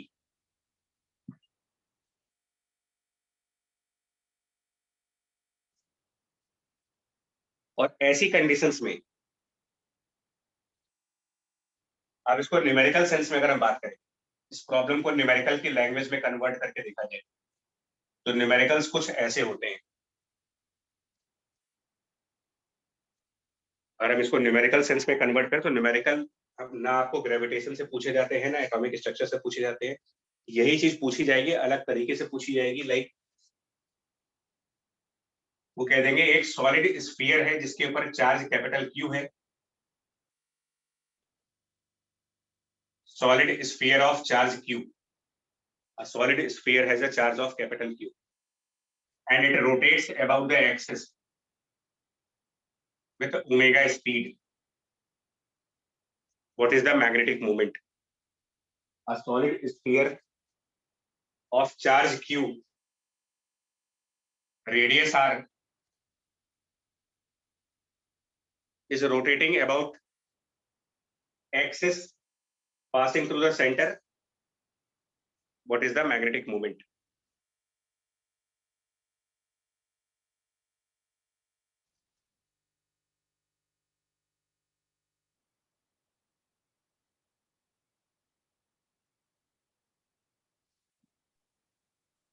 ये कहलाएगा spin magnetic moment.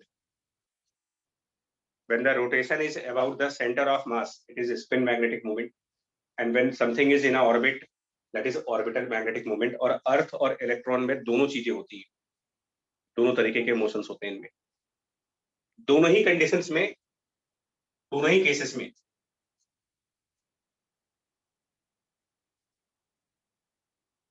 देखिए बता दें आपको, अगर इसके ऑर्बिट का रेडियस r है ना, ऑर्बिट का रेडियस r,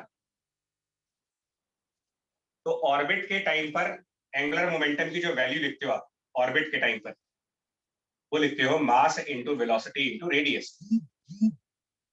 लेकिन स्पिन करने वाला जो एंगुलर मोमेंटम लिखते हैं वो हमारा रोटेशनल मैकेनिक्स में डिफाइंड होता है I multiplied by omega, where I is called moment of inertia. दो तरीके के एंगुलर मोमेंटम पढ़े जाते हैं रोटेशनल मैकेनिक्स में, एक का फॉर्मूला होता है mvr और एक का फॉर्मूला होता है I ओमेगा। तो ये डिफरेंशिएट करना पड़ता है कि कौन सा फॉर्मूला कहाँ लगना है। कोई भी चीज अगर एक ऑर्बिट में है तो आप mvr से कैलकुलेट करो, और कोई चीज अगर अपने एक्सिस के अबाउट रोटेट कर रही है तो I ओमेगा से कैलकुलेट करो, I मोमेंट ऑफ इनर्शिया। और अभी डिस्कशन ये हुआ था, अभी जस्ट डिस्कशन ये हुआ था कि angular momentum, sorry, magnetic moment divided by angular momentum, magnetic moment upon angular momentum is charge upon 2 times of मास। ये अभी डिस्कस हुआ था कि ये relation that magnetic moment by the angular momentum is q by 2m, दोनों के लिए है, स्पिन वाले के लिए भी और ऑर्बिटल वाले के लिए भी। हाँ, ये अलग बात है कि एंगुलर मोमेंटम के फॉर्मूले बदल जाते हैं, ऑर्बिट के टाइम वो mvr होता है, स्पिन के टाइम I ओमेगा हो जाता है, बट ये रेशियो उतना ही आएगा, दोनों का रेशियो q by 2m ही आएगा। तो स्फीयर के केस में अगर मुझे मैग्नेटिक मोमेंट निकालना होगा तो charge by 2 times of mass और angular momentum I into omega. अब यहाँ पर मोमेंट ऑफ इनर्शिया एक स्फीयर का याद होना चाहिए, जो कि 2/5 mr²। ये आ गया आपका मैग्नेटिक मोमेंट, इसकी मैग्नेटिक मोमेंट आ जाती है।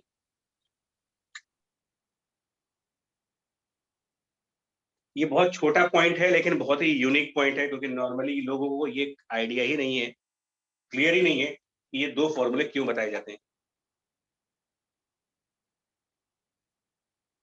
और वो स्पिन और ऑर्बिट को डिफरेंशिएट नहीं कर पाते कि what is spin and what is orbital motion, differentiate नहीं हो पाता हमसे। ऑर्बिटल मोशन में object is considered as a particle, spin में object is considered as rigid body.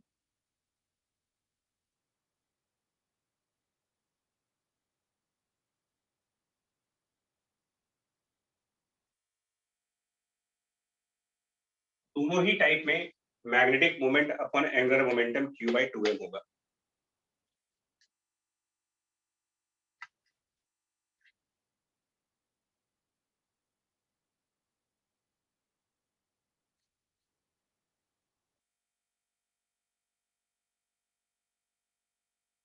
For example, अगर एक डिस्क ले लें जिसका चार्ज q है और रेडियस r है, डिस्क, और ये चार्ज इसके सरफेस पर पूरा डिस्ट्रीब्यूटेड है, डिस्क की सरफेस पर चार्ज डिस्ट्रीब्यूटेड, और ये अपने सेंटर के अबाउट ओमेगा वेलोसिटी से, क्या बोलेंगे, ये ऑर्बिटल मोशन है या स्पिन हो रहा है? ये डिस्क स्पिन हो रही है कि ऑर्बिट में है, रोटेटिंग? ये अपने एक्सिस के अबाउट घूम रहा है, अपनी खुद की एक्सिस के अबाउट, ये स्पिन।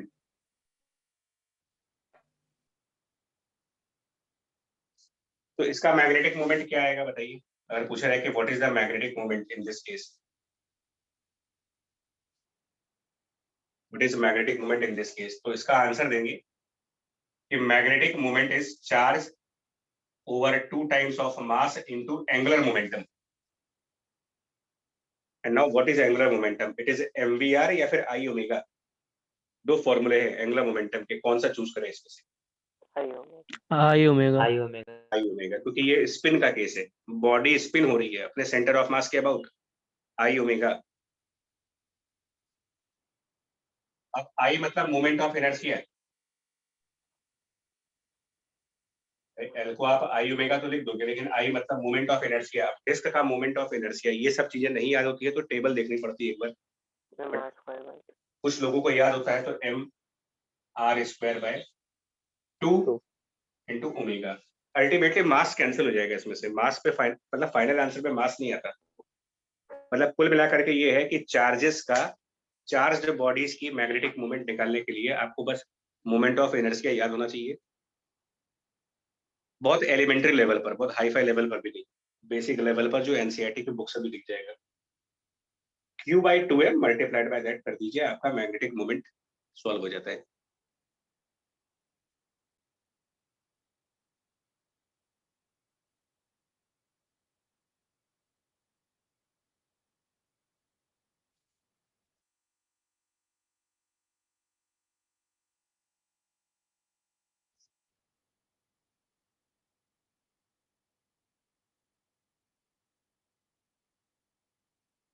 ठीक है जी, बोलो. Yes sir. Yes, sir. ये डिफरेंस समझ गया? एल को, हाँ, एल आई ओमेगा कब रखोगे और एल को एमवीआर कब रखोगे? Yes sir yes sir. Bodies अगर, हाँ ठीक है, डिस्क है, रॉड है, सिलेंडर है, स्फीयर है, ये रोटेट हो रहे हैं तो ठीक है, एल बराबर आई ओमेगा. रोटेट भी किसके अबाउट? रोटेट भी किसके अबाउट? अपनी अपनी एक्सेस के अबाउट, तभी हम इसको स्पिन बोलते हैं. और यही चीज किसी और दूसरे बॉडी के चक्कर लगाए अगर, तो आप कह देंगे कि ये ऑर्बिटल है, मोशन इज ऑर्बिटल.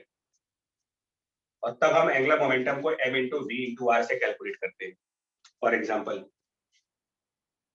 एक बड़ी सी रॉड ले ले, एक बहुत बड़ी मासलेस रॉड, और उसके दोनों एंड पॉइंट पर मैंने चार्जेस लगा दिए. दोनों एंड पॉइंट पर चार्जेस है, मासलेस रॉड के दोनों एंड पॉइंट पर चार्जेस. एक तरफ प्लस क्यू चार्ज है और एक तरफ प्लस 2q चार्ज है. इस तरफ प्लस q का चार्ज, इस तरफ प्लस 2q का चार्ज. और ये दोनों चार्जेस अपने सेंटर के अबाउट, जो इनका सेंटर पॉइंट है इसके अबाउट, ये ओमेगा से ऐसे घूम रहा मान लीजिए. मतलब ये रॉड रोटेट कर रही है और रॉड ओमेगा से रोटेट कर रही है. एक तरफ q चार्ज और एक तरफ 2q चार्ज है. ये पॉइंट चार्जेस हैं, they are point charges. Plus q 2q are point charges. और ये लेंथ, जो रॉड की लेंथ है वो 2l है, मतलब इधर भी l लेंथ है और इधर भी l लेंथ है. टोटल लेंथ 2l है. Total length of this massless rod is 2l.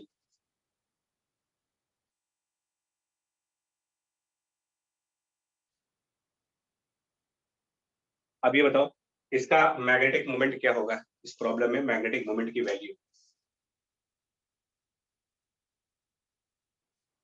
तो क्या ये जो चार्जेस हैं ये स्पिन कर रहे हैं या ऑर्बिट कर रहे हैं? बताइए. ऑर्बिट में है. हाँ, स्पिन तब होता है जब चार्ज अपनी ही एक्सिस पर रोटेट करे. तो ये जो एक्सिस है वो इस चार्ज के अंदर से तो जा नहीं रही, एक्सिस तो बाहर है ना, चार्ज के अंदर से तो जा नहीं रही है. तो ये ऑर्बिटल कहलाएगा. मतलब आप कहोगे कि ये चार्ज ऑर्बिट में है, ये चार्ज भी ऑर्बिट में है.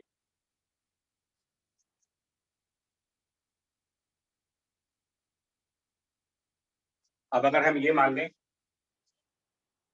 कि इसका मास, सपोज दैट इस चार्ज का मास जो है वो 3m है, रैंडमली चूज कर रहा हूं, और इस चार्ज का मास कुछ m है, रैंडमली चूज कर रहे हैं, अपनी तरफ से चूज कर लूं. तो अभी हम लोगों ने जो पहला डेरिवेशन किया था कि ऑर्बिट में अगर कोई चार्ज है, कोई चार्ज अगर अपने ऑर्बिट में है तो उसका मैग्नेटिक मोमेंट थोड़ी देर पहले डिराइव किया था कि मैग्नेटिक मोमेंट अगर कोई चार्ज ऑर्बिट में है तो वो QVR/2 होता है। अभी थोड़ी देर पहले ये डेरिवेशन दिखाया था आपको।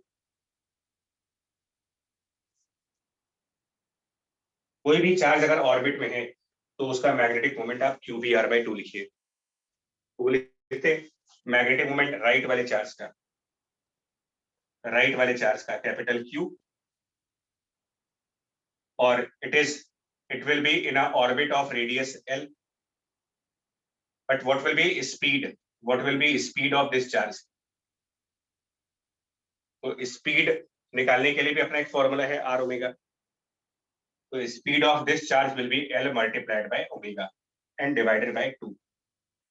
ये इधर वाले चार्ज का हो गया। इधर वाले चार्ज का दूसरे साइड जो चार्ज है इसका भी होगा, plus charge is 2Q, speed is R multiplied by omega, so it is L omega, and again R and divided by 2. Check कर लेते टोटल वैल्यू क्या आएगी।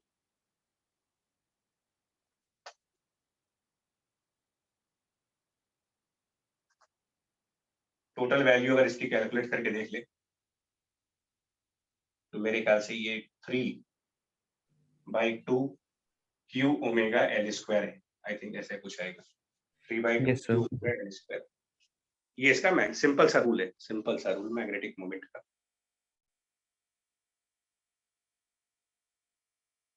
और अगर मैं ये भी कर लीजिएगा, एंगुलर मोमेंटम अगर आप ऑर्बिट में निकालते हो, एंगुलर मोमेंटम ऑर्बिट में, तो फॉर्मूला शुड बी MVR। ये दो बेसिक फॉर्मूले हैं, दो बेसिक फॉर्मूले। और एंगुलर मोमेंटम अगर हम किसी स्पिन करने के केस में निकालते हैं तो वो हमारा I ओमेगा होता है। बट यहाँ पर कुछ स्पिन वाला केस नहीं है। स्पिन तब होता है जब रोटेशन की एक्सिस बॉडी के अंदर से जाए।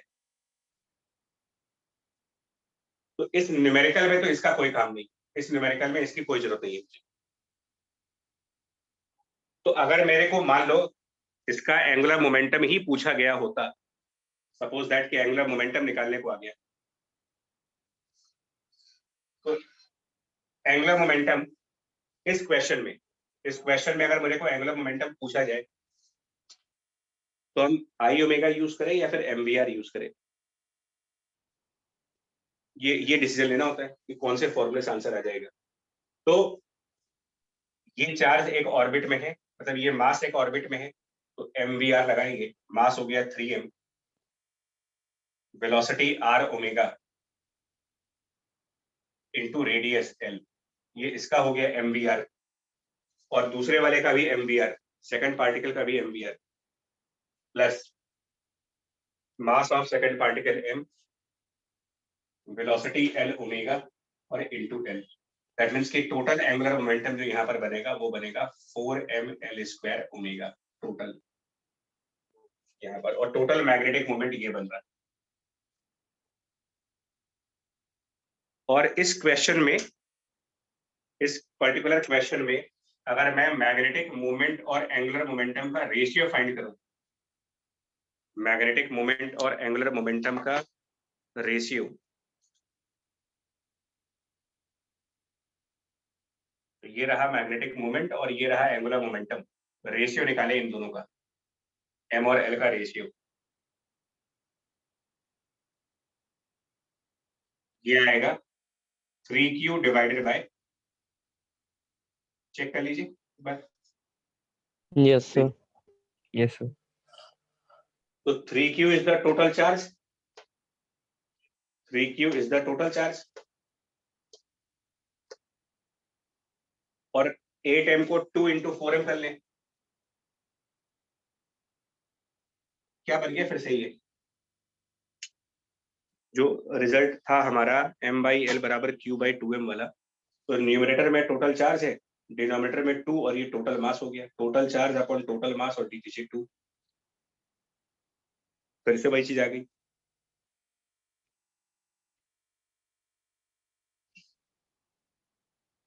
ठीक है जी।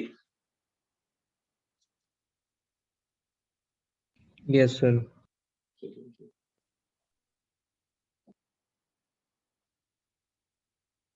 तो यार बस इतना ही रखो आज के लिए। मैग्नेटिक मोमेंट हो गया कंप्लीट, पूरा कंप्लीट, मतलब हर एक एग्जाम के पॉइंट ऑफ व्यू से, जेई मेन एडवांस सबके हिसाब से। सर हाँ जी बताओ। सर वो आप कह रहे हैं सर एग्जांपल बताने के लिए दूसरी ट्रैजेक्टरी के लिए। एक मिनट बता रहे ठीक।